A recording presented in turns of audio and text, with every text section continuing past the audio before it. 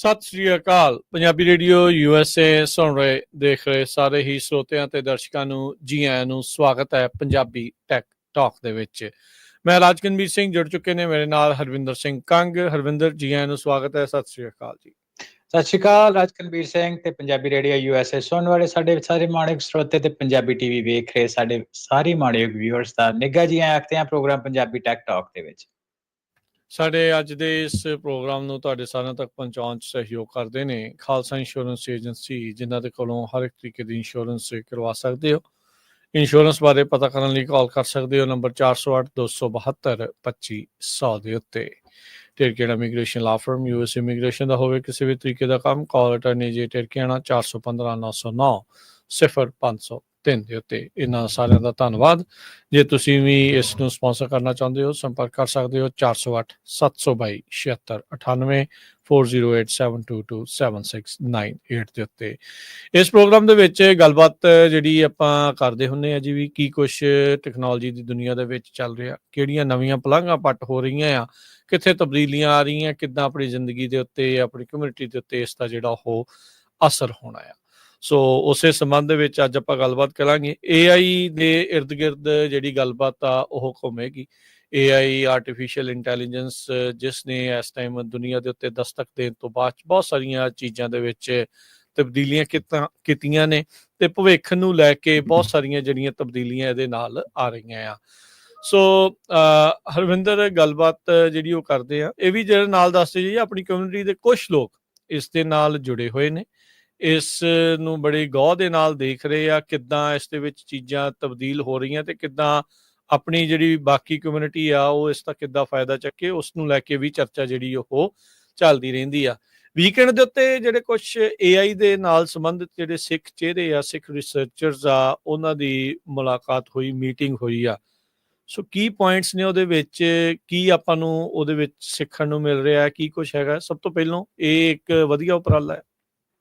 ਹਾਂਜੀ, ਬਿਲਕੁਲ ਰਾਜਕਰਨ, ਬਹੁਤ ਵਧੀਆ ਉਪਰਾਲਾ, ਕਿਉਂਕਿ ਵੱਖ-ਵੱਖ ਤੌਰ ਦੇ ਉੱਤੇ ਲੋਕੀ ਆਪਣੇ ਸਰਕਲ ਦੇ ਵਿੱਚ ਜਿਹੜੇ AI ਦੇ ਨਾਲ ਸੰਬੰਧਿਤ ਆ, ਭਾਵੇਂ ਉਹ ਕਿਸੇ ਕੰਪਨੀ ਦੇ ਵਿੱਚ ਕੰਮ ਕਰਦੇ ਆ AI ਫੀਲਡ ਦੇ ਵਿੱਚ, ਭਾਵੇਂ ਉਹ ਯੂਨੀਵਰਸਿਟੀਜ਼ ਦੇ ਵਿੱਚ ਆ, ਭਾਵੇਂ ਉਹ ਨਿਊ ਕਾਲਜ ਗ੍ਰੈਡ ਆ ਜਿਹੜੇ AI ਦੇ ਫੀਲਡ ਵਿੱਚ ਆਉਣਾ ਚਾਹੁੰਦੇ ਆ, ਜਾਂ ਉਹ ਯੂਨੀਵਰਸਿਟੀਜ਼ ਦੇ ਵਿੱਚ ਪੜ੍ਹ ਰਹੇ ਜਿਹੜੇ ਆਲਰੇਡੀ ਜਿਹੜੇ ਆਪਣੀ ਡਿਗਰੀ ਜਾਂ ਐਜੂਕੇਸ਼ਨ ਜਿਹੜੀ AI ਦੇ ਨਾਲ ਰਿਲੇਟਡ ਫੀਲਡਸ ਵਿੱਚ ਪਰਸਿਊ ਕਰ ਰਹੇ ਆ। ਜਿਹੜੇ ਨਹੀਂ ਵੀ ਕਰ ਰਹੇ ਉਹਨਾਂ ਦਾ ਵੀ AI ਦੇ ਸਾਨੂੰ ਤਾਂ ਆਪਾਂ ਬਾਰ-ਬਾਰ ਗੱਲਾਂ ਬਾਤਾਂ ਕਰਦੇ ਕਿ ਹਰ ਇੱਕ ਫੀਲਡ ਨੂੰ AI ਨੇ ਦਸਤਕ ਦਿੱਤੀ ਆ ਤੇ ਹਰ ਇੱਕ ਫੀਲਡ ਨੂੰ ਟਰਾਂਸਫਾਰਮ ਕਰ ਰਹੀ ਆ AI।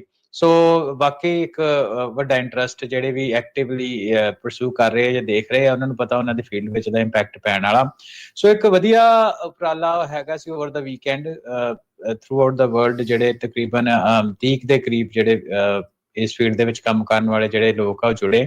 ਸੋ ਉਹਨਾਂ ਪਹਿਲੀ ਇੱਕ ਪਲੇਠੀ ਕਹਿ ਲਓ ਮੀਟਿੰਗ ਕੀਤੀ ਇਸ ਸੰਬੰਧ ਦੇ ਵਿੱਚ, ਤੇ ਆਪਾਂ ਆਪਣੇ ਕੰਮਾਂ ਦੇ ਉੱਤੇ ਉਹਨਾਂ ਚਾਨਣਾ ਪਾਇਆ ਤੇ ਕੌਮ ਦੇ ਲਈ ਆਪਾਂ ਕੀ ਕਰ ਸਕੀਏ ਜਾਂ ਆਪਣੀ ਲੈਂਗੁਏਜ ਦੇ ਲਈ ਆਪਾਂ ਕੀ ਕਰ ਸਕੀਏ, ਇਹਦੇ ਸੰਬੰਧਿਤ ਕੁਝ ਆਈਡੀਆਜ਼ ਜਿਹੜੇ ਆ ਉਹ ਅੱਗੇ ਲੈ ਕੇ ਆਏ। ਇੱਕ ਵਾਕਈ ਸ਼ਲਾਘਾਯੋਗ ਕਦਮ ਆ। ਤੇ ਇੱਕ ਚੀਜ਼ ਉਹਦੇ ਵਿੱਚ ਬਾਕੀ ਇਹ ਮਹਿਸੂਸ ਹੋਈ ਵੀ ਆਪਣੇ ਤੌਰ ਦੇ ਉੱਤੇ ਲੋਕੀ ਕਾਫੀ ਕੁਛ ਕਰ ਰਹੇ ਆ, ਪਰ ਕਲੈਕਟਿਵ ਤੌਰ ਦੇ ਉੱਤੇ ਸੂਤਰਬੱਧ ਨਾ ਹੋਣ ਕਰਕੇ, ਇੱਕ ਸੋ ਜਿਹੜੀ ਕੋਆਰਡੀਨੇਸ਼ਨ ਨਾ ਹੋਣ ਕਰਕੇ, ਇੱਕ ਦੂਜੇ ਦਾ ਕੰਮ ਦੂਸਰੇ ਨੂੰ ਨਾ ਪਤਾ ਹੋਣ ਕਰਕੇ ਰੈਪਲੀਕੇਸ਼ਨ ਬਹੁਤ ਆ ਤੇ ਇੱਕ ਸਾਂਝਾ ਜਿਹਾ ਉਪਰਾਲਾ ਜਿਹੜਾ ਉਹ ਨਹੀਂ ਵੱਜ ਰਿਹਾ। ਜਿਹਦੇ ਕਰਕੇ ਅਸੀਂ ਬਾਰ-ਬਾਰ ਗੱਲ ਕਰਦੇ ਹਾਂ ਨਾ ਕਿ ਅਸੀਂ ਇੰਨਾ AI ਦੇ ਵਿੱਚ ਕੰਮ ਦੇਖਦੇ ਹਾਂ ਤੇ ਉਹਦੇ ਵਿੱਚ ਆਪਣੇ ਪੰਜਾਬੀਆਂ ਦੀ, ਸਿੱਖਾਂ ਦੀ, ਭਾਵੇਂ ਪੰਜਾਬੀਆਂ ਦੇ ਤੁਸੀਂ ਵਾਕਿਓ ਭਾਰਤ ਦੀ ਵੀ ਗੱਲ ਕਰ ਲਈ, ਉਹਨਾਂ ਦੀ ਵੀ ਸ਼ਮੂਲੀਅਤ ਨਾ ਬਰਾਬਰੀ ਆ ਹੈਨਾ। ਸੋ ਉਹਦੇ ਵਿੱਚ ਕਾਫੀ ਕੁਛ ਗੱਲਾਂ ਆਈਆਂ ਇਸ ਸੰਬੰਧ ਦੇ ਵਿੱਚ ਜਿਹੜੀਆਂ ਸਾਡੇ ਸਰੋਤੇ ਤੇ ਵਿਊਅਰਸ ਲਈ ਕੋਈ ਔਕਵਰਡ ਨਹੀਂ ਹੋਣੀਆਂ। ਉਹਦੇ ਵਿੱਚ ਇਹ ਆ ਕਿ ਜਿਹੜੇ ਸੀਨੀਅਰ ਪੋਸਟ ਦੇ ਉੱਤੇ, ਸੀਨੀਅਰ ਪੋਜੀਸ਼ਨਾਂ ਦੇ ਉੱਤੇ ਆਪਣੇ ਲੋਕ ਕੰਮ ਕਰਦੇ ਆ AI ਦੇ ਵਿੱਚ, ਉਹ ਕਹਿੰਦੇ ਕਿ ਜਦੋਂ ਅਸੀਂ ਦੇਖਦੇ ਆ AI ਦੇ ਰਿਲੇਟਡ ਕੋਈ ਜੌਬ ਓਪਨਿੰਗ ਬਾਹਰ ਆਉਂਦੀ ਹੈ ਜਾਂ ਇਨ ਜਨਰਲ ਵੀ ਕੋਈ machine learning, data analytics, data science ਦੇ ਰਿਲੇਟਡ ਕੋਈ ਜੌਬ ਜਦੋਂ ਬਾਹਰ ਆਉਂਦੀ ਹੈ ਤੇ ਆਪਾਂ ਰੈਜ਼ੂਮੇ ਚੈੱਕ ਕਰਦੇ ਹਾਂ, ਜੇ ਮੰਨ ਲਓ 100 ਜਾਣੇ ਵੀ ਨੇ ਵੀ ਅਪਲਾਈ ਕੀਤਾ ਤੇ ਉਹਦੇ ਵਿੱਚੋਂ ਇੱਕ ਵੀ ਜਿਹੜਾ ਪੰਜਾਬੀ ਜਾਂ ਸਿੱਖ ਚਿਹਰਾ ਨਹੀਂ ਹੁੰਦਾ, ਨਾ ਸਾਊਂਡਿੰਗ ਨਾ ਨਹੀਂ ਹੁੰਦਾ ਹੈ ਨਾ। ਤੇ ਇਹ ਇੱਕ ਵਾਕਈ ਕਹਿੰਦੇ ਇੱਕ ਪਾਈਪਲਾਈਨ ਦੀ ਵੱਡੀ ਸਮੱਸਿਆ ਹੈ ਨਾ ਸਾਡੇ ਸਾਹਮਣੇ। ਤੇ ਉਹ ਅਸੀਂ ਬਾਰ-ਬਾਰ ਗੱਲ ਕੀਤੀ ਹੈ ਕਿ ਦੇਖੋ ਜਿਹੜੀ ਸਭ ਤੋਂ ਵੱਡੀ ਪਾਈਪਲਾਈਨ ਆ, ਦੋ ਪੱਖੋਂ ਆਪਾਂ ਬਿਲਡ ਕਰਨ ਦੀ ਗੱਲ ਆ। ਇੱਕ ਪੱਖੋਂ ਤੇ ਹੈਗੀ ਆ ਕਿ ਪੰਜਾਬ ਦੇ ਵਿੱਚ ਜੇ ਸਭ ਤੋਂ ਵੱਧ ਸਿੱਖਾਂ ਦੀ ਆਬਾਦੀ ਰਹਿੰਦੀ ਆ, ਉੱਥੇ ਜਿਹੜੀ ਵੱਡੀ ਪਾਈਪਲਾਈਨ ਆ, ਜਿਹੜਾ ਯੂਥ ਆ, ਉਹ ਮੈਨੂੰ ਲੱਗਦਾ ਕਿ ਉਹਦਾ ਜੋ ਆਪਾਂ ਉਹਦੇ ਵਿੱਚ ਹੀ ਹੈ ਨਾ ਗੱਲਾਂ ਬਾਤਾਂ ਕੀਤੀਆਂ, ਕੁਛ ਜ਼ਿਆਦਾਤਰ ਗੱਲਾਂ ਮੈਂ ਆਪਣੇ ਕੋਲ ਨਹੀਂ ਕਰ ਰਿਹਾ ਕਿ ਉਹਦਾ ਜਿਹੜਾ ਜ਼ਿਆਦਾ ਰੁਝਾਨ ਆ ਉਹ ਇਹ ਆ ਕਿ +2 ਕਰਕੇ ਤੇ ਆਪਾਂ ਕਿਸੇ ਨਾ ਕਿਸੇ ਤਰੀਕੇ ਬਾਹਰ ਹੀ ਉਹਨਾਂ ਦੀ ਡੈਸਟੀਨੇਸ਼ਨ, ਉਹ ਤੋਂ ਅੱਗੇ ਕੀ ਕਰਨਾ ਲਾਈਫ ਵਿੱਚ, ਕੀ ਕਰਨਾ, ਓਨੀ ਲੰਮੀ ਸੋਚ ਨਾ ਹੋਣ ਕਰਕੇ ਇੱਕ ਬਹੁਤ ਵੱਡਾ ਜਿਹੜਾ ਹਿੱਸਾ ਜਿਹਨੇ AI ਇੰਜੀਨੀਅਰ ਬਣਨਾ ਸੀ ਜਾਂ ਇਸ ਫੀਲਡ ਦੇ ਵਿੱਚ ਆਉਣਾ ਸੀ, ਟੈਕ ਫੀਲਡ ਦੇ ਵਿੱਚ, ਉਹ +2 ਤੋਂ ਬਾਅਦ ਲੇਬਰ ਜੌਬਾਂ ਦੇ ਵਿੱਚ ਪੈਣ ਕਰਕੇ ਉਹਦਾ ਕਾਫੀ ਜਿਹੜਾ ਇਸ ਪਾਸੇ ਨੂੰ ਜਿਹੜਾ ਧਿਆਨ ਉਹ ਨਾ ਹੋ ਸਕਿਆ, ਕਿ ਜਿਹੜੀ ਪਾਈਪਲਾਈਨ ਉਹ ਟੁੱਟ ਗਈ ਹੈ। ਤੇ ਨੰਬਰ 2 ਦੇ ਉੱਤੇ ਇਹ ਹੈ ਕਿ ਜਿਹੜੀ ਇੱਥੋਂ ਦੇ ਵੀ ਲੋਕ ਆ, ਇੱਥੋਂ ਦੇ ਵੀ ਬੱਚੇ ਆ, ਕੁਛ ਤਾਂ ਉਹਨਾਂ ਦੇ ਵਿੱਚ ਹੈਗੇ ਆ ਹਨਾ ਫੀਲਡ ਦੇ ਵਿੱਚ, ਪਰ ਉਹਨਾਂ ਦੀ ਵੀ ਜਿਹੜੀ ਗਿਣਤੀ ਆ ਬਹੁਤ ਘੱਟ, ਤੁਸੀਂ ਉਂਗਲਾਂ ਦੇ ਉੱਤੇ ਗਿਣ ਸਕਦੇ ਹੋ। ਉਹਦੇ ਵੀ ਉਹਨਾਂ ਕੁਝ ਕਾਰਨ ਜਿਹੜੇ ਉਹ ਡਿਸਕਸ ਕੀਤੇ। ਨੰਬਰ 1 ਕਾਰਨ ਤੇ ਇਹ ਆ ਕਿ 2 ਤਰ੍ਹਾਂ ਦੇ ਆਪਾਂ ਲੋਕਾਂ ਨੂੰ 3 ਸ਼੍ਰੇਣੀਆਂ ਵਿੱਚ ਆਪਾਂ ਟੋਟਲ ਵੰਡ ਲੈਨੇ ਡਾਇਸਪੋਰਾ ਦੇ ਲੋਕਾਂ ਨੂੰ। ਇੱਕ ਤੇ ਹੈਗੇ ਆ ਕਿ ਜਿਨ੍ਹਾਂ ਦਾ ਐਜੂਕੇਸ਼ਨ ਦੇ ਵੱਲ ਧਿਆਨ ਨਹੀਂ ਹੈ, ਪੈਸਾ ਕਮਾਉਣ ਦੇ ਵੱਲ ਜ਼ਿਆਦਾ, ਕਿ ਆਪਾਂ ਕੁਇਕਲੀ ਹਨਾ, ਵੈਸੇ ਇਹਦੇ ਵਿੱਚ ਕੋਈ ਨੈਗੇਟਿਵ ਗੱਲ ਨਹੀਂ ਹੈ, ਮੈਂ ਆਬਜ਼ਰਵੇਸ਼ਨ ਹੀ ਸ਼ੇਅਰ ਕਰ ਰਿਹਾ, ਸੋ ਇਹਨੂੰ ਕੋਈ ਇਸ ਤਰ੍ਹਾਂ ਨਾ ਲਏ। ਜਦੋਂ ਆਪਾਂ ਕਿਸੇ ਚੀਜ਼ ਦਾ ਐਨਾਲਿਸਿਸ ਕਰਦੇ ਹਾਂ ਤੇ ਉਹਦੇ ਵਿੱਚ ਇਹ ਸਾਰੀ ਚੀਜ਼ਾਂ ਹਨਾ ਖੁੱਲ ਕੇ ਗੱਲਾਂ ਹੋਣੀਆਂ ਚਾਹੀਦੀਆਂ ਤੇ ਹੁੰਦੀਆਂ ਵੀ ਚਾਹੀਦੀਆਂ ਵੀ ਆ। ਤੇ ਉਹਦੇ ਵਿੱਚ ਇਹ ਆ ਕਿ ਇੱਕ ਵੀ ਆਪਾਂ ਲਾਈਫ ਦੇ ਵਿੱਚ ਹਨਾ ਕੋਈ ਡਿਗਰੀ ਵਾਲੇ ਪਾਸੇ ਜੇ ਕਿਸੇ ਦਾ ਪਿਤਾ ਪੁਰਖੀ ਧੰਦਾ ਕੋਈ ਕੀਤਾ ਵਾ ਜਾਂ ਉਹ ਕਰ ਰਿਹਾ ਵਾ, ਤੇ ਉਹ ਛੇਤੀ ਐਜੂਕੇਸ਼ਨ ਦੇ ਮਾਮਲੇ ਦੇ ਵਿੱਚੋਂ ਹਟ ਕੇ ਤੇ ਉਹ ਜਿਹੜੇ ਆ ਉਹ ਫਾਈਨੈਂਸ਼ੀਅਲ ਸਿਕਿਉਰਿਟੀ ਦੇ ਵੱਲ ਚਲੇ ਜਾਂਦੇ ਆ, ਜਿਹਦੇ ਕਰਕੇ ਉਹ ਇਸ ਫੀਲਡ ਦੇ ਵਿੱਚ ਨਹੀਂ ਆਉਂਦੇ।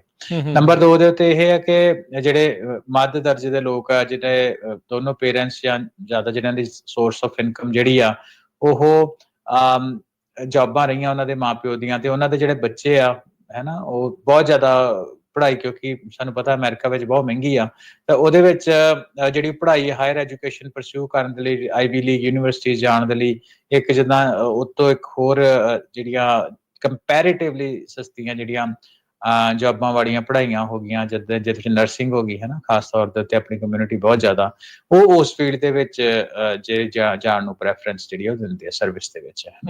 ਤੇ ਜਿਹੜੇ ਬਹੁਤ ਜ਼ਿਆਦਾ ਕਹਿਣ ਦਾ ਮਤਲਬ ਵੀ ਜ਼ਿਆਦਾ ਪੈਸੇ ਪੱਖੋਂ ਹਨਾ ਸੌਖੇ ਆ, ਤੇ ਉਹਨਾਂ ਦਾ ਜਿਹੜਾ ਜ਼ਿਆਦਾ ਧਿਆਨ ਆ ਉਹ ਡਾਕਟਰ ਜਾਂ ਇੰਜੀਨੀਅਰ ਉਸ ਫੀਲਡ ਦੇ ਵਿੱਚ ਆ, ਤੇ ਉਹ ਵੀ ਉਹਨਾਂ ਦਾ ਵੀ ਜਿਹੜਾ ਖਾਸ ਤੌਰ ਦੇ ਉੱਤੇ ਇਨੀਸ਼ੀਅਲ ਪਰਸਪੈਕਟਿਵ ਇਹ ਹੈ ਕਿ ਜਿਹੜੀਆਂ ਡਾਕਟਰ ਬਣ ਜਾਓ, ਇੰਜੀਨੀਅਰ ਬਣ ਜਾਓ, ਵਕੀਲ ਬਣ ਜਾਓ, ਤੋਂ ਬਾਅਦ ਜਿੱਦਾਂ ਇਨਵੈਸਟਮੈਂਟਾਂ ਦੇ ਪਾਸੇ ਨੂੰ ਤੁਰ ਪੈਂਦੇ ਆ। ਇਹ ਸਾਰੀ ਗੱਲਬਾਤ ਇਹ ਇਸ ਲਈ ਹੋਈ ਕਿਉਂਕਿ ਹੁਣ ਇਹਦੇ ਵਿੱਚ ਕੁਝ ਵੀ ਗਲਤ ਨਹੀਂ, ਆਪਾਂ ਸਿਰਫ ਟ੍ਰੈਂਡਸ ਦੀ ਗੱਲ ਕਰ ਰਹੇ ਹਾਂ, ਦੇਖ ਰਹੇ ਹਾਂ।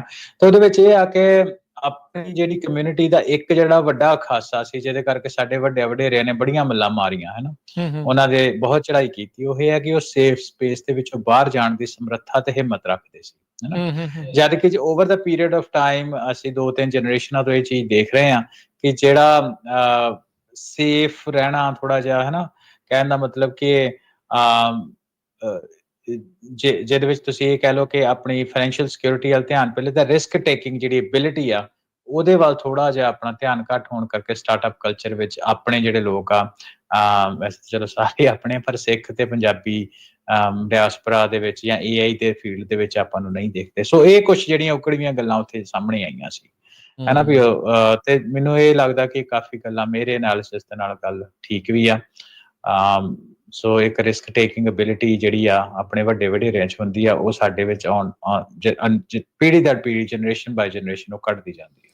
ਬਿਲਕੁਲ। ਸੋ ਇਹ ਰੁਝਾਨ ਨੇ ਜਿਹੜੇ ਇਸ ਟਾਈਮ ਨੇ, ਕੋਈ ਇਸ ਨੂੰ ਚਿੰਤਾਜਨਕ ਮੰਨ ਸਕਦਾ, ਕੋਈ ਇਹਨਾਂ ਨੂੰ ਜਿਹੜਾ ਉਹ ਨਹੀਂ ਮੰਨ ਸਕਦਾ, ਪਰ ਜੇ ਫਾਡੀ ਰਹਿ ਜਾਵਾਂਗੇ ਤਾਂ ਫਿਰ ਇਹੀ ਆ, ਇਹ ਰੁਝਾਨਾਂ ਤੋਂ ਇਹੀ ਅੰਦਾਜ਼ਾ ਜਿਹੜਾ ਉਹ ਆਪਾਂ ਲਾ ਸਕਦੇ ਹਾਂ ਵੀ ਕਿਸ ਪਾਸੇ ਵੱਲ ਨੂੰ ਆ। ਸੋ ਕਲੈਕਟਿਵ ਤੌਰ ਦੇ ਉੱਤੇ, ਸਾਂਝੇ ਤੌਰ ਦੇ ਉੱਤੇ ਕਮਿਊਨਿਟੀ ਭਾਈਚਾਰੇ ਨੇ ਕਿੱਦਾਂ ਇਸ ਦੇ ਵਿੱਚ ਅੱਗੇ ਵਧਣਾ ਆ, ਪਿੱਛੇ ਨਹੀਂ ਰਹਿ ਜਾਣਾ, ਇਸ ਦੇ ਲਈ ਜ਼ਰੂਰ ਗੱਲ ਕਰੋ। ਅੱਛਾ, ਇਹ ਜਿਹੜੀ ਮੀਟਿੰਗ ਦੀ ਤੁਸੀਂ ਹੁਣ ਗੱਲ ਕੀਤੀ ਆ, ਇਹ ਜਿਹੜੀਆਂ AI ਦੀਆਂ ਕੰਪਨੀਜ਼, ਟੈਕ ਕੰਪਨੀਜ਼, ਇਹਨਾਂ ਦੇ ਨਾਲ ਸੰਬੰਧਿਤ ਸੀਗੇ, ਵੱਖ-ਵੱਖ ਜਿਹੜੇ AI ਦੇ ਜਿਹੜੇ ਲੋਕ ਉਹਦੇ ਵਿੱਚ ਕੰਮ ਕਰ ਰਹੇ ਆ, ਕਿ ਜੇ ਥੋੜਾ ਜਿਹਾ ਤੁਸੀਂ ਇਸ ਦੇ ਵਿੱਚ ਦੱਸ ਸਕਦੇ ਹੋਰ? ਹਾਂਜੀ, ਜਿੱਦਾਂ ਮੈਂ ਰਾਜਕਨ ਪਹਿਲਾਂ ਦੱਸਿਆ ਕਿ ਵੱਖ-ਵੱਖ ਕੰਪਨੀਜ਼ ਦੇ ਵਿੱਚ ਲੋਕ ਜਿਹੜੇ AI ਦੇ ਫੀਲਡ ਵਿੱਚ ਕੰਮ ਕਰਨ ਵਾਲੇ, ਕੋਈ ਜਿਹੜੇ ਉਹਦੀ ਸਟਾਰਟਅਪਸ ਦੇ ਵਿੱਚ ਜਿਹੜੇ ਯੋਗਦਾਨ ਪਾਉਣ ਵਾਲੇ, ਜਾਂ ਕਈਆਂ ਨੇ ਸਟਾਰਟਅਪਸ ਬਣਾ ਕੇ ਵੇਚੀਆਂ, ਜਾਂ ਰਿਸਰਚਰ, ਯੂਨੀਵਰਸਿਟੀਆਂ ਦੇ ਸਟੂਡੈਂਟ ਕੁਛ ਜਿਹੜੇ ਇਸ ਫੀਲਡ ਦੇ ਵਿੱਚ ਕੰਮ ਕਰ ਰਹੇ, ਯੂਨੀਵਰਸਿਟੀਜ਼ ਦੇ ਪ੍ਰੋਫੈਸਰ ਜਿਹੜੇ ਇਸ ਫੀਲਡ ਦੇ ਵਿੱਚ ਕੰਮ ਕਰ ਰਹੇ ਆ, ਸੋ ਉਹਨਾਂ ਦੀ ਜਿਹੜੀ ਇਕੱਠੀ ਹੋਈ, ਤੇ ਕੁਛ ਜਿਹੜੇ ਆ ਜਿਹੜੇ ਸਕਸੈਸਫੁਲ AI ਕੰਪਨੀਜ਼ ਨੂੰ ਚਲਾ ਰਹੇ, ਉਹਨਾਂ ਦੇ CEOs ਹੈ ਨਾ, ਤੇ ਉਹਨਾਂ ਦੇ ਜਨਰਲ ਮੈਨੇਜਰਸ ਕੁਛ, ਉਹਨਾਂ ਦੀ ਗਿਣਤੀ ਸਾਨੂੰ ਪਤਾ ਹੀ ਆ ਵੀ ਆਪਾਂ ਉਂਗਲਾਂ ਤੇ ਗਿਣ ਸਕਦੇ ਆ ਮੈਨੂੰ ਲੱਗਦਾ, ਤੇ ਉਹ ਵੀ ਇਸ ਫੀਲਡ ਦੇ ਵਿੱਚ ਜਿਹੜੇ ਆ ਉਹ ਇਸ ਮੀਟਿੰਗ ਦੇ ਵਿੱਚ ਸ਼ਾਮਲ ਹੋਏ ਤੇ ਬੜੀ ਇੱਕ ਵਧੀਆ ਮੈਨੂੰ ਲੱਗਦਾ ਕਿ ਸਟਾਰਟ ਹੋਇਆ, ਇੱਕ ਨਵਾਂ ਆਗਾਜ਼ ਹੋਇਆ। ਜਿਹੜੀ ਪਰਿਸਥਿਤੀ ਜਿਹੜੀ ਆ ਚਿੰਤਾਜਨਕ, ਆਪਾਂ ਨੰਬਰਸ ਦੀ ਗੱਲ ਕਰਾਂਗੇ ਅੱਗੇ ਆਪਣੇ ਟਾਕ ਸ਼ੋਅ ਦੇ ਵਿੱਚ, ਸੋ ਉਸ ਚੀਜ਼ ਨੂੰ ਲੈ ਕੇ ਆਪਾਂ ਇਹ ਇੱਕ ਪੱਖ ਸੀ, ਹੋਰ ਵੀ ਕੁਝ ਗੱਲਾਂ ਬਾਤਾਂ ਹੋਈਆਂ ਉਹਦੇ ਬਾਰੇ ਵੀ ਆਪਾਂ ਗੱਲਬਾਤ ਕਰਦੇ ਹਾਂ। ਅੱਛਾ, ਟੈਲੈਂਟ ਪੂਲ ਦੀ ਵੀ ਤੁਸੀਂ ਗੱਲ ਕੀਤੀ, ਆਪਾਂ ਬਾਰ-ਬਾਰ ਆਪਾਂ ਵੀ ਇੱਥੋਂ ਗੱਲ ਕਰਦੇ ਹਾਂ, ਹੋਰ ਵੀ ਕਈ ਜਣੇ ਕਹਿੰਦੇ ਹੋਣੇ ਵੀ ਆਪਾਂ ਇਸ ਪਾਸੇ ਵੱਲ ਨੂੰ, ਪੜ੍ਹਾਈ ਵੱਲ ਨੂੰ ਜਿਹੜਾ ਉਹ ਜਾਣਾ ਚਾਹੀਦਾ ਜਾਂ ਜਾਓ। ਜਿਹੜੇ ਤਾਂ ਆਲਰੇਡੀ ਹੁਣ ਕਿਸੇ ਨਾ ਕਿਸੇ ਹੋਰ ਪੜ੍ਹਾਈ ਦੇ ਵਿੱਚ ਲੱਗੇ, ਉਹ ਬੰਦਾ ਕਹਿੰਦਾ ਵੀ ਹੁਣ ਵਿੱਚ ਵਿਚਾਲੇ ਉਸ ਨੂੰ ਮੂਵ ਕਰਨਾ ਵੀ ਥੋੜਾ ਚਲੋ ਬੰਦੇ ਦੇ ਲਈ ਔਖਾ ਆ। ਜਿਹੜੇ ਕਰ ਚੁੱਕੇ ਆ ਜਾਂ ਕਰਨ ਜਾ ਰਹੇ ਆ, ਉਹਨਾਂ ਦੇ ਲਈ ਫਿਰ ਰਸਤਾ ਕਿਤੇ, ਕਾਉਂਸਲਿੰਗ ਕਿਤੇ, ਕਿਉਂਕਿ ਬੰਦੇ ਕਿਤੇ ਨਾ ਕਿਤੇ ਇਸ ਚੀਜ਼ ਤੋਂ ਰਹਿ ਜਾਂਦੇ ਆ, ਵਾਂਝੇ ਇਸ ਗੱਲੋਂ ਰਹਿ ਜਾਂਦੇ ਵੀ ਉਹਨਾਂ ਨੂੰ ਕਈ ਵਾਰੀ ਪਤਾ ਨਹੀਂ ਲੱਗਦਾ ਵੀ ਰਾਹ ਕਿਹੜੇ ਤੇ ਤੁਰਤਾ। ਬਿਲਕੁਲ ਰਾਜਕਰਨ, ਇਹ ਵੀ ਗੱਲਬਾਤ ਨਾ ਸਾਡੇ ਇੱਕ ਟੀਚਰ ਸੀ, ਉਹਨਾਂ ਇਹ ਪੁਆਇੰਟ ਲੈ ਕੇ ਆਂਦਾ, ਬੇ ਏਰੀਏ ਦੀ ਗੱਲ ਹੀ ਕਰਦੇ ਸੀ ਉਹਨਾਂ 'ਚ, ਨਾ ਕਿਉਂਕਿ ਚਲੋ ਇੰਟਰਨੈਸ਼ਨਲ ਸੀ, ਪਰ ਉਹਨਾਂ ਆਪਣੇ ਬੇ ਏਰੀਏ ਦੇ ਵਿੱਚ ਗੱਲ ਕੀਤੀ ਕਿ ਆਪਣੇ ਯੂਨੀਫਾਈਡ ਸਕੂਲ ਡਿਸਟ੍ਰਿਕਟ ਆ ਜਿਹੜੇ ਇੱਥੇ, ਹੇਵਰਡ ਯੂਨੀਫਾਈਡ ਆ, ਫਰੀਮੌਂਟ ਯੂਨੀਫਾਈਡ ਆ, ਨਿਊਯਾਰਕ ਯੂਨੀਫਾਈਡ ਜਾਂ ਹੋਰ ਵੀ ਹਨਾ ਤੇ ਸਕੂਲ ਡਿਸਟ੍ਰਿਕਟ ਆ, ਉਹਨਾਂ ਦੇ ਵਿੱਚ ਜਿਹੜੇ ਹਾਈ ਸਕੂਲ ਦੇ ਬੱਚੇ ਆ ਬਹੁਤ ਜ਼ਿਆਦਾ ਕਨਫਿਊਜ਼ਡ ਆ, ਉਹਨਾਂ ਕਿਹੜੇ ਪਾਸੇ ਨੂੰ ਜਾਣਾ, ਕੈਰੀਅਰ ਕਾਉਂਸਲਿੰਗ ਉਹਨਾਂ ਦੀ ਹੋਵੇ ਨਾ ਹੋਵੇ, ਉਹਦੇ ਪਾਸੇ ਮੈਨੂੰ ਲੱਗਦਾ ਧਿਆਨ ਨਹੀਂ। ਤੇ ਮੈਂ ਨਾ ਕਿਉਂਕਿ ਆਪ ਖਾਲਸਾ ਸਕੂਲ ਦੇ ਵਿੱਚ ਇਨਵੋਲਵ ਹੋਣ ਕਰਕੇ ਐਜੂਕੇਸ਼ਨ ਦੇ ਵਿੱਚ, ਤੇ ਮੈਂ ਵੀ ਇਹ ਚੀਜ਼ ਦੇਖੀ ਕਿ ਦੇਖੋ 7ਵੀਂ 8ਵੀਂ ਤੱਕ ਤੇ ਅਸੀਂ ਬੱਚਿਆਂ ਨੂੰ ਖਾਲਸਾ ਸਕੂਲ ਦੇ ਵਿੱਚ ਰੱਖ ਲੈਨੇ ਆ, ਟੀਨੇਜ ਦੇ ਤੱਕ ਹੈ ਨਾ, ਉਦੋਂ ਤੱਕ ਪੰਜਾਬੀ ਪੜ੍ਹਾ ਲਈ, ਗੁਰਮਤ ਪੜ੍ਹਾ ਲਈ, ਲੀਡਰਸ਼ਿਪ ਦੇ ਕੋਰਸਿਸ ਦਵਾ ਦਿੱਤੇ ਹੈ ਨਾ, ਰੋਬੋਟਿਕਸ ਦੇ ਕੋਰਸਿਸ ਦਵਾ ਦਿੱਤੇ ਜਾਂ ਹੋਰ ਇੰਟਰੋਡਕਟਰੀ ਕੋਰਸਿਸ ਦਵਾ ਦਿੰਦੇ ਆ, ਇੱਥੋਂ ਤੱਕ ਤੇ ਨਿਆਣਿਆਂ ਦੀ ਹੋ ਗਈ ਡਿਵੈਲਪਮੈਂਟ। ਪਰ ਇਸ ਤੋਂ ਬਾਅਦ ਜਦੋਂ ਨਿਆਣੇ ਟੀਨੇਜ ਦੇ ਵਿੱਚ ਚਲੇ ਗਏ, ਉਹਦੇ ਲਈ ਸਾਡੇ ਕੋਲ ਵੀ ਪ੍ਰੋਗਰਾਮ ਹੈ ਨਹੀਂ, ਹਨਾ, ਇੱਕ ਖਲਾ ਦੇਖਿਆ। ਸੋ ਆਪਾਂ ਨੂੰ ਜਿੱਥੇ ਵੀ ਵੇਖੋ, ਜਿਹੜੇ ਸਾਡੇ ਗੁਰਦੁਆਰਾ ਸਾਹਿਬ ਆ ਜਾਂ ਹੋਰ ਵੀ ਆਪਣੇ ਕਮਿਊਨਿਟੀ ਦੇ ਵਿੱਚ, ਮੈਨੂੰ ਲੱਗਦਾ ਕਿ ਆਰਗੇਨਾਈਜੇਸ਼ਨ ਜਿੰਨੀਆਂ ਹੁੰਦੀਆਂ ਕਮਿਊਨਿਟੀ ਦੀ, ਆਪਣੇ ਫॉर ਸਮ ਰੀਜ਼ਨ ਉਨੀਆਂ ਨਹੀਂ ਹੈਗੀਆਂ। ਹਿਸਪੈਨਿਕ ਕਮਿਊਨਿਟੀ ਦੀ ਦੇਖ ਲਈਏ ਆਪਾਂ, ਮੁਸਲਿਮ ਕਮਿਊਨਿਟੀਜ਼ ਦੀ ਦੇਖ ਲਈਏ, ਅਰਬ ਕਮਿਊਨਿਟੀਜ਼ ਦੀ ਦੇਖ ਲਈਏ, ਉਹਨਾਂ ਦੀਆਂ ਸਪੋਰਟ ਆਰਗੇਨਾਈਜੇਸ਼ਨ ਦਾ ਹੜ ਆਇਆ ਹੋਇਆ। ਆਪਣੇ ਜਥੇਬੰਦੀਆਂ ਉਨੀਆਂ ਨਹੀਂ ਹੈਗੀਆਂ ਆਰਗੇਨਾਈਜੇਸ਼ਨ ਜਿਹੜੇ ਸੋਸ਼ਲ ਫੀਲਡ ਦੇ ਵਿੱਚ ਕੰਮ ਕਰ ਸਕਣ, ਹਨਾ। ਸੋ ਉਹਨਾਂ ਦੇ ਵਿੱਚ ਇੱਕ ਵੱਡਾ ਗੈਪ ਜਿਹੜੀ ਤੁਸੀਂ ਗੱਲ ਕੀਤੀ ਆ, ਉਹਦੇ ਵਿੱਚ ਵੀ ਮੰਨਿਆ ਗਿਆ ਵੀ ਨਿਆਣਿਆਂ ਦੀ ਕੈਰੀਅਰ ਕਾਉਂਸਲਿੰਗ ਜਦੋਂ ਹਾਈ ਸਕੂਲ ਦੇ ਵਿੱਚ ਜਾਂਦੇ ਆ, ਉਦੋਂ ਹੀ ਉਹਨਾਂ ਨੂੰ ਕਿਹੜੇ ਪਾਸੇ ਨੂੰ ਜਾਣਾ, ਕੋਚਿੰਗ ਕਿਹੜੇ ਪਾਸੇ ਹੋਏ, ਕਿਹੜੇ ਫੀਲਡਸ ਅਵੇਲੇਬਲ ਆ, ਕਿਹੜੇ ਫੀਲਡ ਵਿੱਚ ਕੀ ਕਰ ਸਕਦੇ ਆ, ਯੂਨੀਵਰਸਿਟੀਆਂ ਵਿੱਚ ਕਿੱਦਾਂ ਅਪਲਾਈ ਕਰਨਾ, ਸਟੇਟਮੈਂਟ ਆਫ ਪਰਪਸ ਕਿੱਦਾਂ ਬਣਾਉਣੇ ਆ, ਕਿਹੜਾ ਫੀਲਡ ਚੂਜ਼ ਕਰਨਾ, ਉਹਨਾਂ ਦਾ ਇੰਟਰਸਟ ਕੀ ਆ, ਕਿਹੜੀ ਯੂਨੀਵਰਸਿਟੀ ਵਿੱਚ ਅਪਲਾਈ ਕਰਨਾ, ਸਕਾਲਰਸ਼ਿਪ ਕਿੱਦਾਂ ਅਪਲਾਈ ਕਰੀਦੀ ਆ, ਹੈ ਨਾ। ਉਹ ਸਾਰੀਆਂ ਦੀ, ਉਹ ਸਾਰਾ ਦਾ ਸਾਰਾ ਇੱਕ ਇਨਫਰਾਸਟ੍ਰਕਚਰ ਅਸੀਂ ਕਹਿ ਲਈਏ ਮਿਸਿੰਗ ਆ ਜਾਂ ਬਹੁਤ ਘੱਟ ਆ। ਹਾਂ, ਜੇ ਇੰਡੀਵਿਜੂਅਲ ਲੈਵਲ ਦੇ ਉੱਤੇ ਜਿਨ੍ਹਾਂ ਦੇ ਪੇਰੈਂਟਸ ਬਹੁਤ ਵਧੀਆ ਕਰ ਰਹੇ ਆ, ਉਹਨੂੰ ਇਹ ਸਾਰੇ ਇਨਫਰਾਸਟ੍ਰਕਚਰ ਦੀ ਨੌਲੇਜ ਆ, ਉਹ ਆਪਣੇ ਬੱਚਿਆਂ ਨੂੰ ਜ਼ਰੂਰ ਗਾਈਡ ਕਰ ਦਿੰਦੇ ਆ ਤੇ ਉਹਨਾਂ ਦੇ ਬੱਚੇ ਐਕਸੈਲ ਵੀ ਕਰ ਲੈਂਦੇ ਆ। ਪਰ ਜਿਹੜੇ ਨਹੀਂ ਇਸ ਫੀਲਡ ਦੇ ਵਿੱਚ, ਜਿਹੜੇ ਕਿ ਮੈਜੋਰਿਟੀ ਆਪਾਂ ਹੈਗੇ ਆ, ਕਿਉਂਕਿ ਫਸਟ ਜਨਰੇਸ਼ਨ ਇਮੀਗ੍ਰੈਂਟ ਆਪਾਂ ਮੈਜੋਰਿਟੀ ਆ, ਉਹਨਾਂ ਦੇ ਬੱਚੇ ਕਿਹੜੇ ਪਾਸੇ ਨੂੰ ਜਾਣ, ਉਹਦੇ ਲਈ ਆਪਾਂ ਕੋਈ ਇਨਫਰਾਸਟ੍ਰਕਚਰ ਨਹੀਂ ਹੈਗਾ। ਸੋ ਇਹ ਵੀ ਇੱਕ ਪਾਈਪਲਾਈਨ ਦਾ ਟੁੱਟੇ ਹੋਣ ਦਾ ਮੇਨ ਕਾਰਨ ਆ ਜੀ। ਜੀ, ਅੱਛਾ ਹਰਵਿੰਦਰ, ਇਹਦੇ ਵਿੱਚ ਜਿਹੜੀ ਆਪਾਂ ਜਿਹੜੀ ਚਰਚਾ ਕਰ ਰਹੇ ਆ, ਜਿਹੜੀ ਡੈਮੋਕ੍ਰੇਟਾਈਜੇਸ਼ਨ ਆਫ AI ਤੇ ਉਹਦੀ ਜਿਹੜੀ ਪੋਸੀਬਿਲਿਟੀ ਆ, ਤੁਸੀਂ ਵੈਲਥ ਅਕਮੂਲੇਸ਼ਨ ਦੀ ਵੀ ਜਿਹੜੀ ਇਸ ਦੇ ਵਿੱਚ ਗੱਲ ਕੀਤੀ ਸੀ, ਐਥਿਕਸ ਦੀ ਵੀ ਜਿਹੜੀ ਗੱਲ ਕੀਤੀ ਸੀ। ਸੋ ਇਹਦੇ ਵਿੱਚ ਥੋੜਾ ਜਿਹਾ ਹੋਰ ਖੋਲ ਕੇ ਆਪਾਂ ਜੇ ਗੱਲ ਕਰਦੇ ਆ ਵੀ ਇਹਦਾ ਕੀ ਮਤਲਬ ਕੀ ਆ, ਪੋਸੀਬਿਲਿਟੀਜ਼ ਕੀ ਆ, ਕਰਨਾ ਕੀ ਇਹਦੇ ਚ। ਦੁਨੀਆ ਭਰ ਦੇ ਵਿੱਚ ਦੋ ਤਰ੍ਹਾਂ ਦੀ ਡਿਸਕਸ਼ਨ ਚੱਲਦੀ ਪਈ ਰਾਜਕਰਨ AI ਨੂੰ ਲੈ ਕੇ, ਹਨਾ। ਜੋ AI ਕਿੱਡੀ ਤੇਜ਼ੀ ਦੇ ਨਾਲ ਤਰੱਕੀ ਕਰ ਰਹੀ ਆ, ਹਨਾ।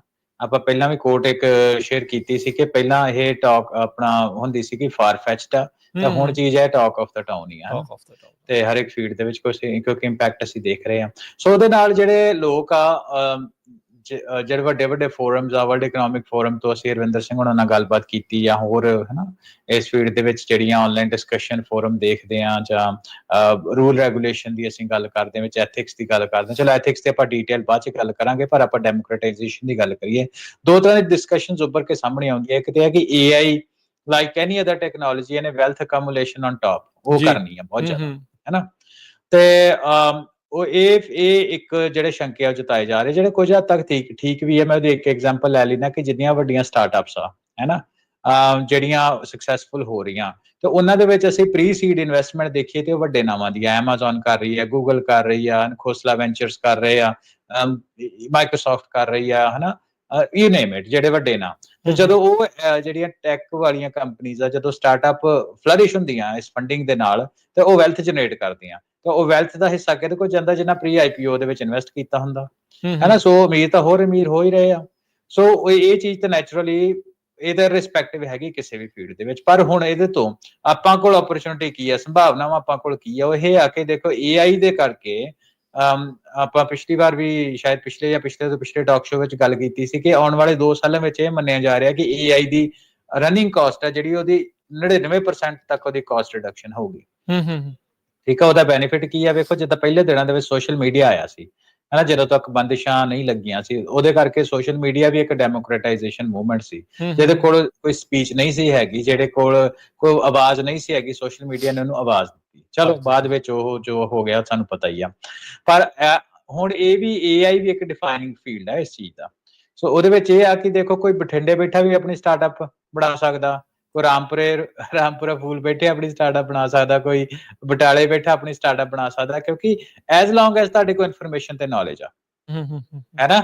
ਤੇ ਉਹਦੇ ਵਿੱਚ ਇਹ ਆ ਕਿ ਜਿਹੜੀ ਬੈਰੀਅਰ ਟੂ ਐਂਟਰੀ ਆ, ਜਿਹਨੂੰ ਆਪਾਂ ਕਹਿੰਦੇ ਆ ਵੀ ਤੁਹਾਨੂੰ ਕੀ ਚਾਹੀਦਾ ਕੁਝ ਬਣਾਉਣ ਦੇ ਵਾਸਤੇ, ਉਹ AI ਨੇ ਬਹੁਤ ਘਟਾ ਦਿੱਤਾ।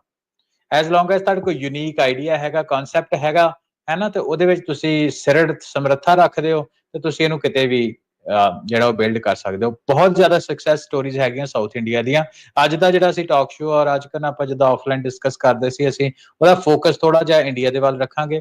ਅਸੀਂ ਅਮਰੀਕਾ ਤੋਂ, ਹੈ ਨਾ, ਜਦੋਂ ਅਸੀਂ AI ਦੀ ਗੱਲ ਕਰਦੇ ਹਾਂ, ਅਸੀਂ ਸਿਲਿਕਨ ਵੈਲੀ ਦੀ ਗੱਲ ਕਰਦੇ ਹਾਂ, ਇਜ਼ਰਾਈਲ ਦੀ ਗੱਲ ਕਰਦੇ ਹਾਂ, ਜਾਂ ਹੋਰ ਯੂਰਪ ਦੇ ਜਿਹੜੇ ਸਟਾਰਟਅਪ ਡੇਵੋਸ ਦੀ ਗੱਲ ਕੀਤੀ ਆ, ਇਹਨਾਂ ਤੋਂ ਆਪਾਂ ਨਿਕਲ ਕੇ ਏਸ਼ੀਆ ਦੇ ਵੱਲ ਚੱਲਦੇ ਹਾਂ। ਵੀ ਉੱਥੇ ਕੀ ਚੱਲ ਇੱਕ ਰਿਹਾ। ਸਾਡੇ ਕੋਲ ਵੱਡੀ ਐਗਜ਼ਾਮਪਲ ਡੀਪਸੀਕ ਚਾਈਨਾ ਦੀ ਵੀ ਹੈਗੀ ਹੈ। ਚਲੋ ਉਹ ਵੀ ਗਵਰਨਮੈਂਟ ਫੰਡਡ ਲੋਕੀ ਕਹਿੰਦੇ ਆ, ਬਹੁਤ ਹਿੱਸਾ ਉਹਦਾ। ਪਰ ਆਪਾਂ ਅੱਜ ਤਾਂ ਫੋਕਸ ਕਰਾਂਗੇ ਉਹ ਟ੍ਰੈਡੀਸ਼ਨਲ ਸਟੇਟਸ ਦੇ ਵੱਲ, ਜਿਹੜੀਆਂ ਇੰਡੀਆ ਦੀਆਂ ਬਹੁਤ ਗਰੀਬ ਸਟੇਟ ਕਿਸੇ ਟਾਈਮ ਦੇ ਉੱਤੇ ਮੰਨੀਆਂ ਜਾਂਦੀਆਂ ਸੀ, ਤੇ ਅੱਜ ਦੇ ਟਾਈਮ ਦੇ ਉੱਤੇ ਸਟਾਰਟਅਪ AI ਦੇ ਸਟਾਰਟਅਪ ਕਿੱਦਾਂ ਉੱਥੇ ਫਲਰਿਸ਼ ਹੋ ਰਿਹਾ, ਉਹ ਗੱਲਬਾਤ ਕਰਾਂਗੇ। ਸੋ ਡੈਮੋਕ੍ਰੇਟਾਈਜੇਸ਼ਨ ਦੀ ਗੱਲ ਨੂੰ ਰੈਪ ਅਪ ਕਰਦੇ ਹੋਏ ਰਾਜ ਕਰਨ ਇਹ ਆ ਕਿ ਇੱਕ ਗੁੱਡ ਓਪਰਚੁਨਿਟੀ ਹੈ ਜਿਹਦੇ ਵਿੱਚ low barrier to entry, as long as ਤੁਸੀਂ ਮਿਹਨਤ ਕਰਨਾ ਚਾਹੁੰਦੇ ਹੋ, ਐਜ਼ ਲੌਂਗ ਐਜ਼ ਤੁਸੀਂ ਇਨਫੋਰਮੇਸ਼ਨ ਤੁਹਾਡੇ ਕੋਲ ਹੈਗੀ ਆ, ਤੁਸੀਂ ਇਹਨੂੰ ਕਿਸੇ ਹੱਦ ਤੱਕ ਵੀ ਲਿਜਾ ਸਕਦੇ ਹੋ। ਕੁਝ ਇਦਾਂ ਦੀ ਕੰਪਨੀਜ਼ ਮੈਂ ਦੇਖੀਆਂ ਜਿਹੜੀਆਂ 3 ਸਾਲਾਂ ਦੇ ਵਿੱਚ ਡਿਵੈਲਪ ਹੋਈਆਂ ਤੇ ਬਿਲੀਅਨ, 1.5 ਬਿਲੀਅਨ ਡਾਲਰ ਦੀਆਂ ਉਹਨਾਂ ਨੂੰ ਉਹ ਐਕਵਾਇਰ ਹੋਈਆਂ, ਹੈ ਨਾ। ਤੇ ਔਨ ਐਵਰੇਜ ਵੀ ਤਕਰੀਬਨ, ਹੈ ਨਾ, ਜਿੱਦਾਂ 10 ਸਾਲ ਪਹਿਲਾਂ ਹੁੰਦਾ ਸੀ ਵੀ 10 ਸਾਲ ਕੰਪਨੀ ਬਣ ਕੇ ਤੇ ਉਹਨੂੰ ਐਕਵਾਇਰ ਹੋ ਜਾਂਦਾ ਸੀ। ਉਹ ਜਿਹੜੀ AI ਦੇ ਫੀਲਡ ਦੇ ਵਿੱਚ ਉਹ ਜਿਹੜਾ ਵਕਫਾ ਵਾ ਉਹ ਘਟ ਕੇ 6 ਸਾਲ ਤੱਕ, 5 6 ਸਾਲ ਤੱਕ ਹੀ ਰਹਿ ਗਿਆ। ਤੇ ਬਿਲੀਅਨ ਡਾਲਰ ਕੰਪਨੀ 6 ਸਾਲਾਂ ਦੇ ਵਿੱਚ, ਹੈ ਨਾ, ਬਣਾ ਕੇ ਤੁਸੀਂ ਸੈਲ ਕਰਨੀ ਇੱਕ ਵੱਡੀ ਅਚੀਵਮੈਂਟ ਹੈਗੀ ਹੈ ਲਾਈਫ ਦੀ, ਪੈਸੇ ਪੱਖੋਂ। So democratization at this point in time ਅਸੀਂ AI ਦੀ ਦੇਖੀਏ ਤੇ ਬਹੁਤ ਹੈਗੀ ਆ। ਸਾਨੂੰ ਐਜ਼ ਅ ਕਮਿਊਨਿਟੀ ਮੈਨੂੰ ਲੱਗਦਾ ਕਿ ਉਹਨੂੰ ਅਚੀਵ ਕਰਨ ਦੇ ਪਾਸੇ ਨੂੰ ਹੱਥ ਪੈਰ ਮਾਰਨੇ ਚਾਹੀਦੇ। ਅੱਛਾ, ਆਪਾਂ ਇਹਦੇ ਵਿੱਚ ਅੱਗੇ ਵਧਣ ਤੋਂ ਪਹਿਲਾਂ ਇੱਕ ਚੀਜ਼ ਹੋਰ ਪੁੱਛਣਾ, ਫਿਰ ਜਿਹੜੀ ਇਹ ਮੀਟਿੰਗ ਹੋਈ ਸੀ ਉਸ ਤੋਂ ਬਾਅਦ ਚ ਜਦੋਂ ਇਹ ਦੇਖਿਆ ਵੀ ਆ ਜਿਹੜੇ ਖਾਪੇ ਨੇ ਇੱਥੇ, ਜਿਹੜੇ ਗੈਪ, ਉਹਨਾਂ ਨੂੰ ਪੂਰੇ ਕਰਨ ਦੇ ਲਈ ਕੀ ਫਿਰ ਅਗਲੀ ਦੀ ਕੀ ਵਿਚਾਰ ਆ, ਕੀ ਸੋਚਿਆ ਗਿਆ ਵੀ ਕੀ ਕਰਨਾ ਚਾਹੀਦਾ ਹੈ ਹੁਣ ਅੱਗੇ? ਹਾਂਜੀ, ਇੱਕ ਵਧੀਆ ਇਨੀਸ਼ੀਏਟਿਵ ਸੀ। ਸੋ ਅਗਲਾ ਇਨੀਸ਼ੀਏਟਿਵ ਹੈ ਕਿ ਹੁਣ ਇਹਨੂੰ ਨਾ ਫੋਲੋ ਅਪ ਮੀਟਿੰਗਸ ਕੁਝ ਰੱਖੀਆਂ ਜਾਣ ਤੇ ਲੋਕਲ ਲੈਵਲ ਦੇ ਚੈਪਟਰਸ ਬਣਾਏ ਜਾਣ, ਹੈ ਨਾ, ਜਿਹੜਾ ਕਿ ਇੱਕ ਰਾਈਟ ਤਰੀਕਾ ਵਾ, ਕਿਉਂਕਿ ਇਟਸ ਸੋ ਲੋਕਲ। ਹੁਣ ਅਸੀਂ ਇੱਥੇ ਬੈਠੇ ਗਾਈਡ ਤਾਂ ਜ਼ਰੂਰ ਕਰ ਸਕਦੇ ਜੋ ਪੰਜਾਬ 'ਚ ਬੈਠਾ, ਜੋ ਇੰਗਲੈਂਡ 'ਚ ਬੈਠਾ, ਜੋ ਯੂਰਪ 'ਚ ਬੈਠਾ ਬੰਦਾ, ਪਰ ਅਸੀਂ ਸਾਡੇ ਕੋਲ ਓਪਰਚੁਨਿਟੀ ਤੇ ਫੰਡਿੰਗ ਜਿੱਥੇ ਕੀ ਅਵੇਲੇਬਲ ਆ, ਉਹ ਸਾਡੇ ਲੋਕਲ ਇੱਥੋਂ ਦੇ ਜਾਂ ਇੱਥੋਂ ਦੇ ਜਿਹੜਾ, ਕਿਉਂਕਿ ਆਪਾਂ ਗੱਲ ਕਰਦੇ ਨਾ ਕਿਤੇ ਮਾਸ ਮੂਵਮੈਂਟ ਬਣਾਉਣ ਦੀ, ਤੇ ਮਾਸ ਮੂਵਮੈਂਟ ਤਾਂ ਉੱਥੇ ਹੀ ਬਣਾਵਾਂਗੇ ਨਾ ਜਿੱਥੇ ਸਾਡੇ ਕੋਲ ਏਰੀਆ ਆਫ ਇਨਫਲੂਐਂਸ ਹੋਊਗਾ, ਹੈ ਨਾ। So to be decided, to be followed up. ਕਾਫੀ ਲੋਕ ਇਨਕਰੇਜ ਹੋਏ ਸੀ, ਹੈ ਨਾ, ਵੀ ਇੰਨੇ ਵੱਡੇ ਹਿੱਸਾ ਜਿਹੜਾ ਵਾ ਲੋਕਲ ਆਰਗੇਨਾਈਜੇਸ਼ਨਸ ਨੂੰ ਇਹਦੇ ਵਿੱਚ ਇਨਵੋਲਵ ਕਰਨਾ ਪੈਣਾ, ਗੁਰੂ ਘਰਾਂ ਨੂੰ, ਕਮਿਊਨਿਟੀ ਜਿਹੜੀਆਂ ਆ ਉਹਦੇ ਵਿੱਚੋਂ ਕਰਨਾ ਪੈਣਾ, ਉਸ ਤੋਂ ਬਗੈਰ ਔਖਾ ਹੋਣਾ। ਅਕਸਰ ਦੇਖੋ ਇਹ ਚਲੋ ਮਾੜੀ ਗੱਲ ਲੱਗਣੀ ਆ, ਪਰ ਹੈ ਰਿਐਲਿਟੀ ਆ। ਸੱਪ ਲੰਘਿਆ ਲੀ ਕੁੱਟਣ ਦੇ ਆਪਾਂ ਸਾਰੇ ਆਦੀ ਹੋਏ ਪਏ ਆ।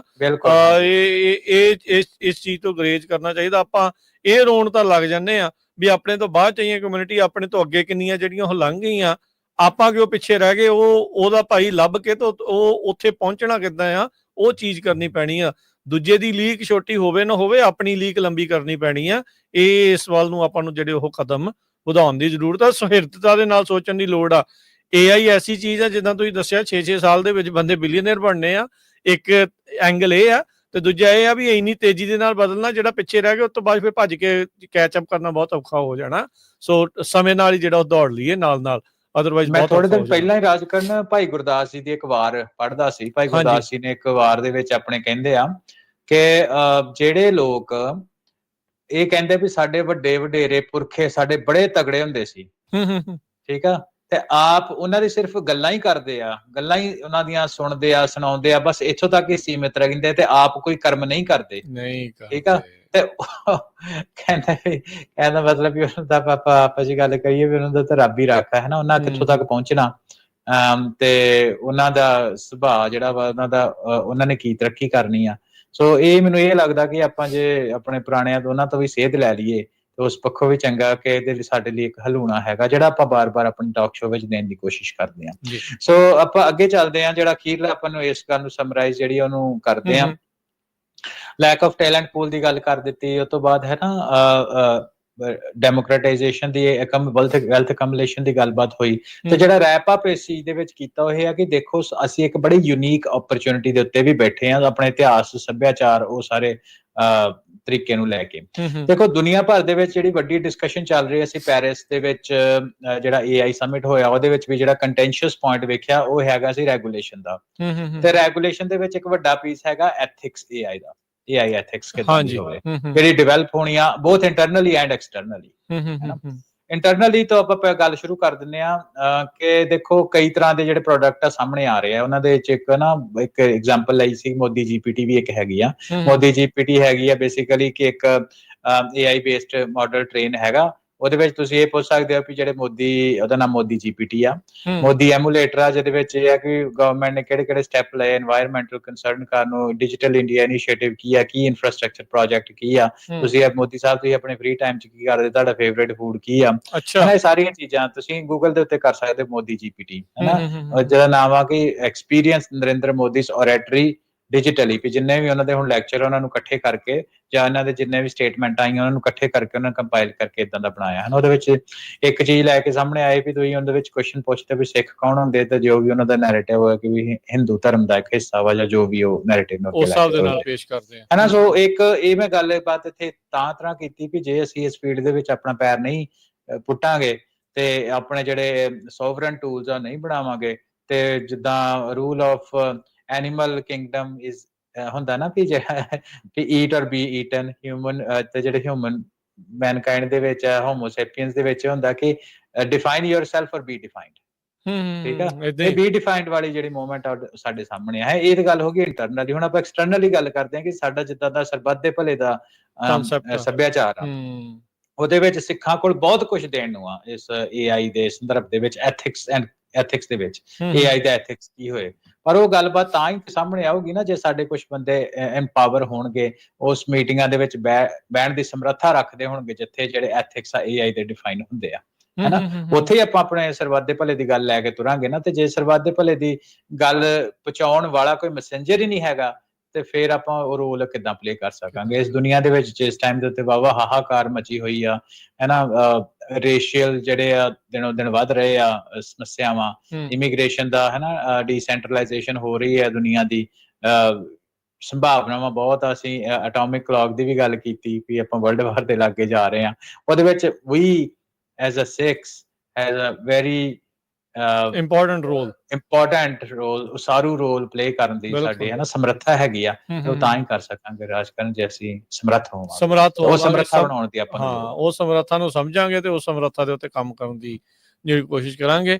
ਬਿਲਕੁਲ ਉਹੀ ਗੱਲ ਜਿੱਦਾਂ ਭਾਈ ਗੁਰਦਾਸ ਜੀ ਦੀ ਤੁਸੀਂ ਗੱਲ ਦੱਸੀ, ਉਹਨਾਂ ਨੇ ਵੀ ਸਿਰਫ ਗੱਲਾਂ ਹੀ ਨਹੀਂ ਕਰਦੇ ਰਹਿ ਜਾਣਾ, ਕੁਛ ਇਹ ਵੀ ਕਰਨਾ ਵੀ ਗੱਲਾਂ ਹੀ ਨਹੀਂ ਕਰਦੇ ਰਹਿਣਾ, ਆਪਾਂ ਵੀ ਗਾਂਹ ਵਾਲਿਆਂ ਲਈ ਕੁਛ ਕਰਕੇ ਜਾਈਏ ਵੀ ਉਹ ਵੀ ਕਹਿ ਸਕਣ ਵੀ ਸਾਡੇ ਬਜ਼ੁਰਗ ਵੀ ਆ ਕੁਛ ਕਰਕੇ ਗਏ ਸੀਗੇ, ਵੀ ਆਪਾਂ ਹੀ ਨਾ ਸਿਰਫ ਇੱਥੇ ਗੱਲ ਜਿ ਨਿਬੜ ਜੀ।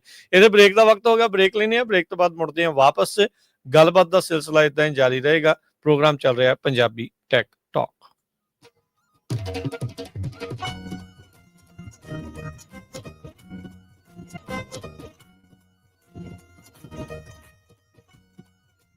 ਬ੍ਰੇਕ ਤੋਂ ਬਾਅਦ ਇੱਕ ਵਾਰੀ ਫਿਰ ਆਪ ਸਭ ਦਾ ਸਵਾਗਤ ਹੈ ਜੀ। ਪ੍ਰੋਗਰਾਮ ਚੱਲ ਰਿਹਾ ਪੰਜਾਬੀ ਟੈਕ ਟਾਕ। ਹਰਵਿੰਦਰ ਸਿੰਘ ਜੀ ਆਇਆਂ ਨੂੰ ਸਵਾਗਤ ਹੈ। ਸਤਿ ਸ਼੍ਰੀ ਅਕਾਲ।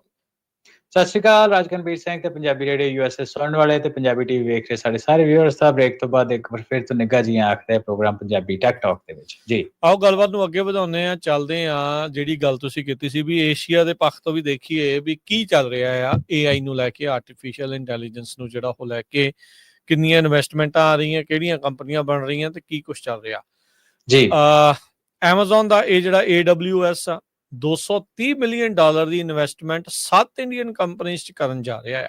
ਕੀ ਇਹਦਾ ਮਤਲਬ ਆ ਜੀ, ਤੇ ਇਹਦੇ ਕੀ ਸਿੱਟੇ ਨੇ ਹੋ ਸਕਦੇ? ਹਾਂਜੀ, ਇਹ ਨਾ ਜਿਹੜੀ ਇਨਵੈਸਟਮੈਂਟ $230 ਮਿਲੀਅਨ ਦੀ ਹੈਗੀ ਹੈ। ਜਿੱਦਾਂ ਮੈਂ ਤੁਹਾਨੂੰ ਪਹਿਲਾਂ ਦੱਸਿਆ ਕਿ ਜਿਹੜੀ ਆ ਵੱਡੇ ਫੰਡਸ ਹੁੰਦੇ ਆ ਹਨਾ, ਉਹਨਾਂ ਆਪਣੀ ਗਰੋਥ ਦੇ ਵਾਸਤੇ ਸਟਾਰਟਅਪਸ ਦੇ ਵਿੱਚ ਇਨਵੈਸਟ ਕਰਦੇ ਆ। ਹਾਂਜੀ। ਤਾਂ ਜਨਰੇਟਿਵ AI ਦੇ ਵਿੱਚ 2024 ਦੇ ਵਿੱਚ 80 ਕੰਪਨੀਆਂ ਨੇ ਉਹਨਾਂ ਨੂੰ AWS ਜਨਰੇਟਿਵ AI ਐਕਸਲਰੇਟਰ ਜਿਹੜਾ ਉਹਦੇ ਵਿੱਚ ਪਾਰਟਿਸਿਪੇਟ ਕੀਤਾ ਹਨਾ। ਸੋ ਉਹਦੇ ਵਿੱਚ ਇਹ ਆ ਕਿ ਰਾਜਕਰਨ ਕਿ ਇਹਨਾਂ 80 ਕੰਪਨੀਆਂ ਦੀ ਮੈਂ ਤੁਹਾਨੂੰ ਦੱਸਦਾ ਕਿ ਇਹਨਾਂ 80 ਕੰਪਨੀਆਂ ਨੂੰ ਹੀ $230 ਮਿਲੀਅਨ ਮਿਲਿਆ, ਨਾ ਕਿ 7 ਨੂੰ। ਉਹਨਾਂ ਵਿੱਚੋਂ 7 ਜਿਹੜੀਆਂ ਦੇਸੀ ਹੈ। ਮੈਂ ਥੋੜਾ ਜਿਹਾ ਇਹਨੂੰ ਕਲੈਰੀਫਾਈ ਕਰਦਾ ਕੁਇਕਲੀ।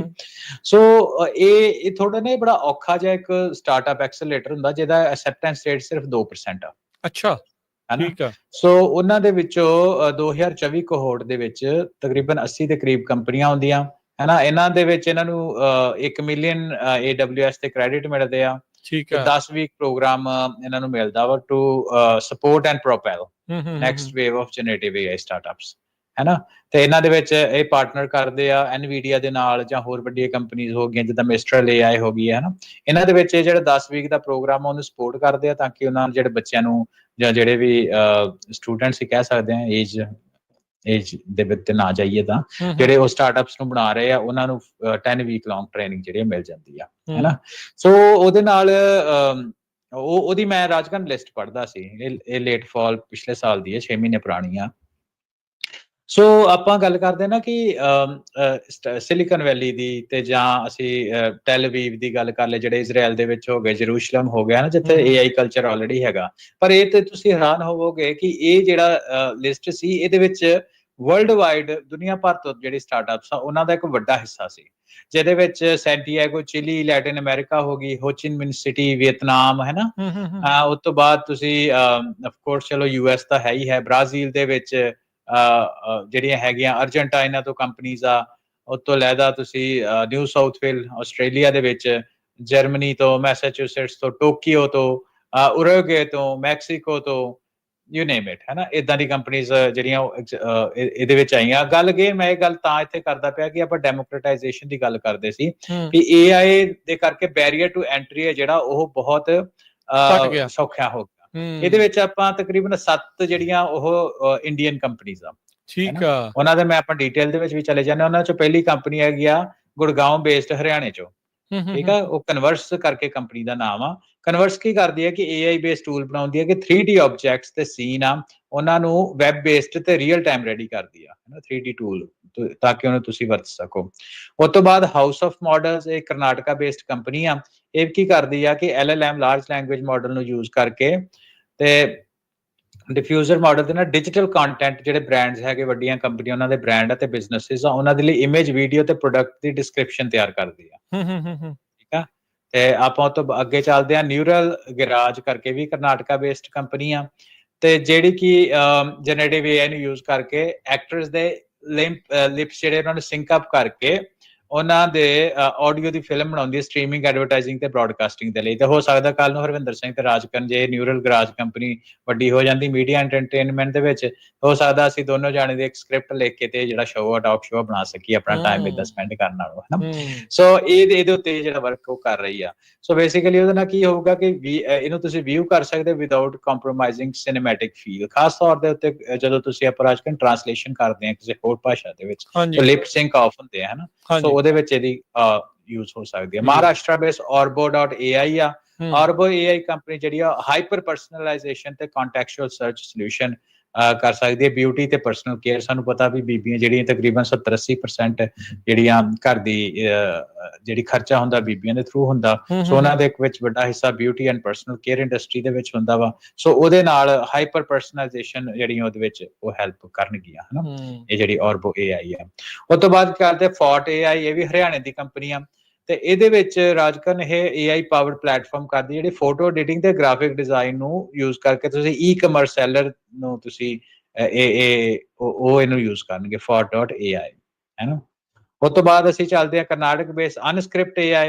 ਇਹ ਜਿਹੜੀ ਆ ਜਨਰੇਟਿਵ AI ਨੂੰ ਯੂਜ਼ ਕਰਕੇ ਵੀਡੀਓ ਤੇ ਵਰਚੁਅਲ ਐਕਟਰਸ ਦੇ ਨਾਲ ਕੰਟੈਂਟ ਜਨਰੇਟ ਕਰੇ ਜਿੱਦਾਂ ਸੋਰਾ ਵਰਗੇ ਕੰਪਨੀਆਂ ਹੈ ਨਾ ਉਹਦੇ ਵਰਗੀਆਂ। ਇਹਦੇ ਨਾਲ ਤੁਸੀਂ ਜਿਹੜੀ ਵੀਡੀਓਜ਼ ਆ ਉਹ ਤੁਸੀਂ ਔਨ ਦਾ ਸਪੌਟ ਬਣਾ ਸਕਦੇ ਵਿਦਆਊਟ ਕਾਸਟ ਔਰ time involved in physical shooting. Physical shooting ਦੀ ਤੁਹਾਨੂੰ ਬਿਲਕੁਲ ਵੀ ਲੋੜ ਨਹੀਂ ਆ।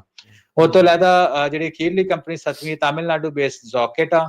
ਜਿਹੜੀ ਜ਼ੋਕੇਟ ਆ ਉਹ ਡਿਜੀਟਲ ਐਡਵਰਟਾਈਜ਼ਿੰਗ ਨੂੰ ਯੂਜ਼ ਕਰਦੀ ਹੈ using generative AI for ad creation, targeting ਤੇ ਐਨਾਲਿਟਿਕਸ ਦੇ ਨਾਲ। ਬਿਜ਼ਨੈਸਿਸ ਜਿਹੜੇ ਛੋਟੇ ਤੋਂ ਲੈ ਕੇ ਵੱਡੇ ਤੱਕ ਉਹ ਆਪਣੀ ਕੈਂਪੇਨਸ ਨੂੰ ਮੈਨੇਜ ਕਰ ਸਕਦੇ ਆ।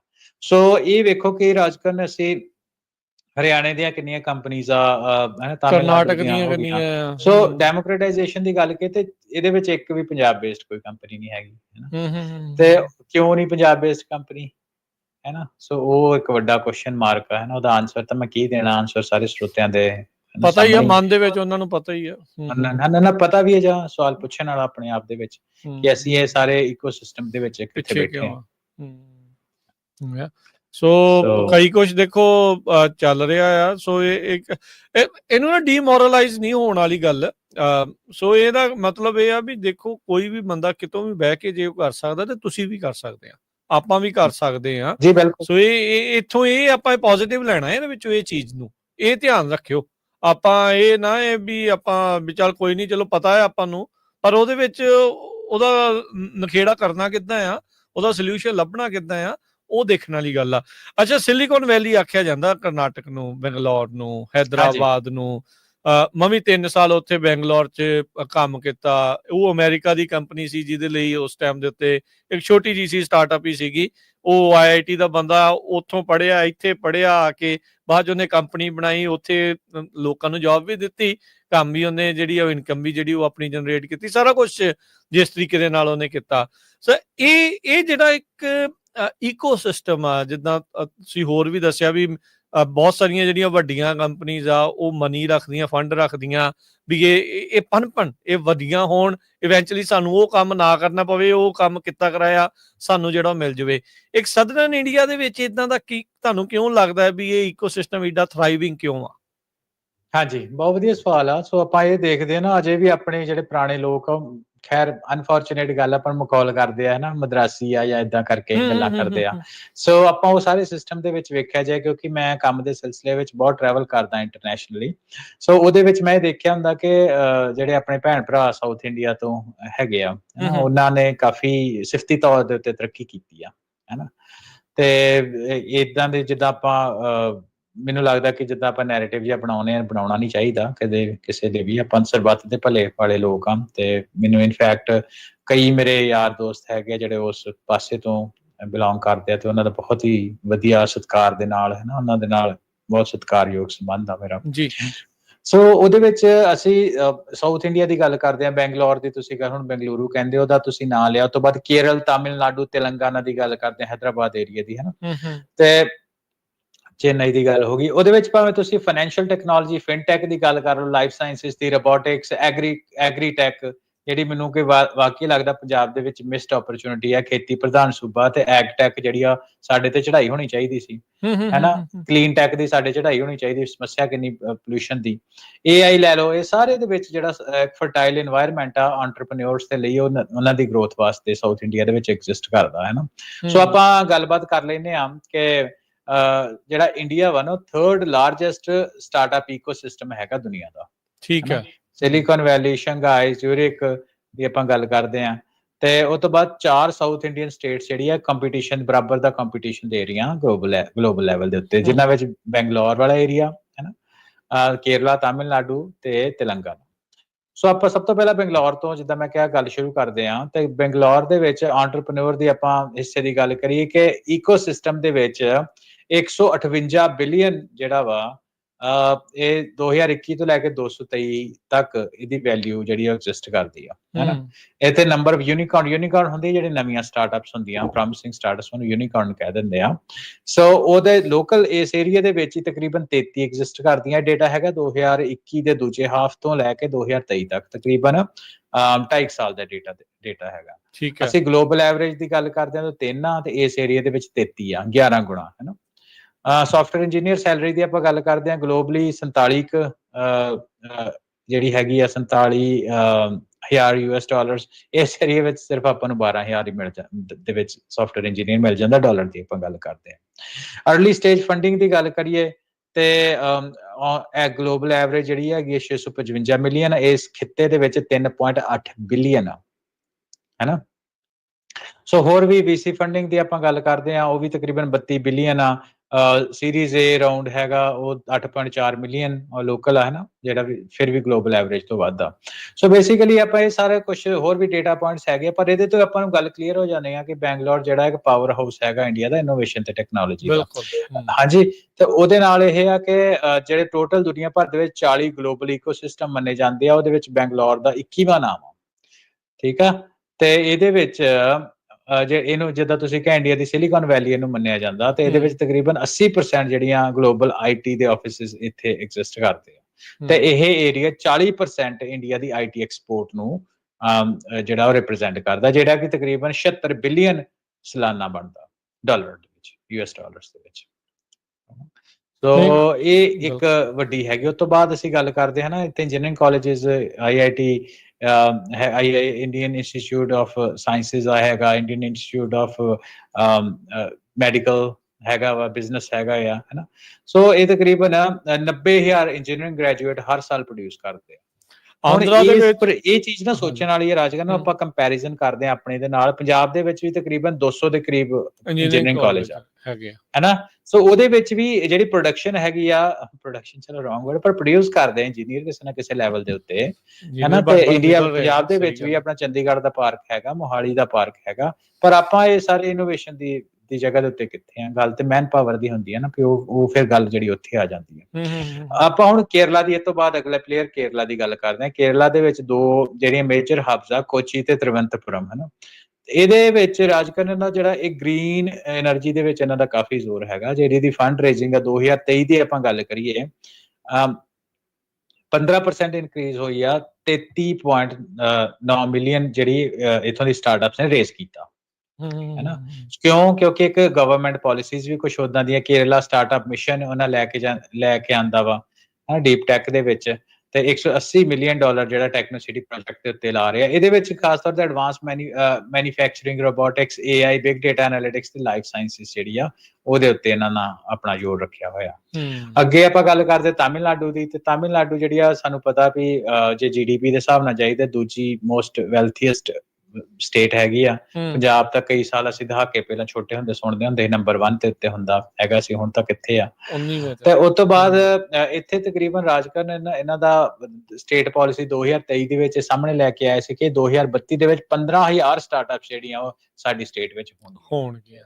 ਠੀਕ ਹੈ ਜੀ।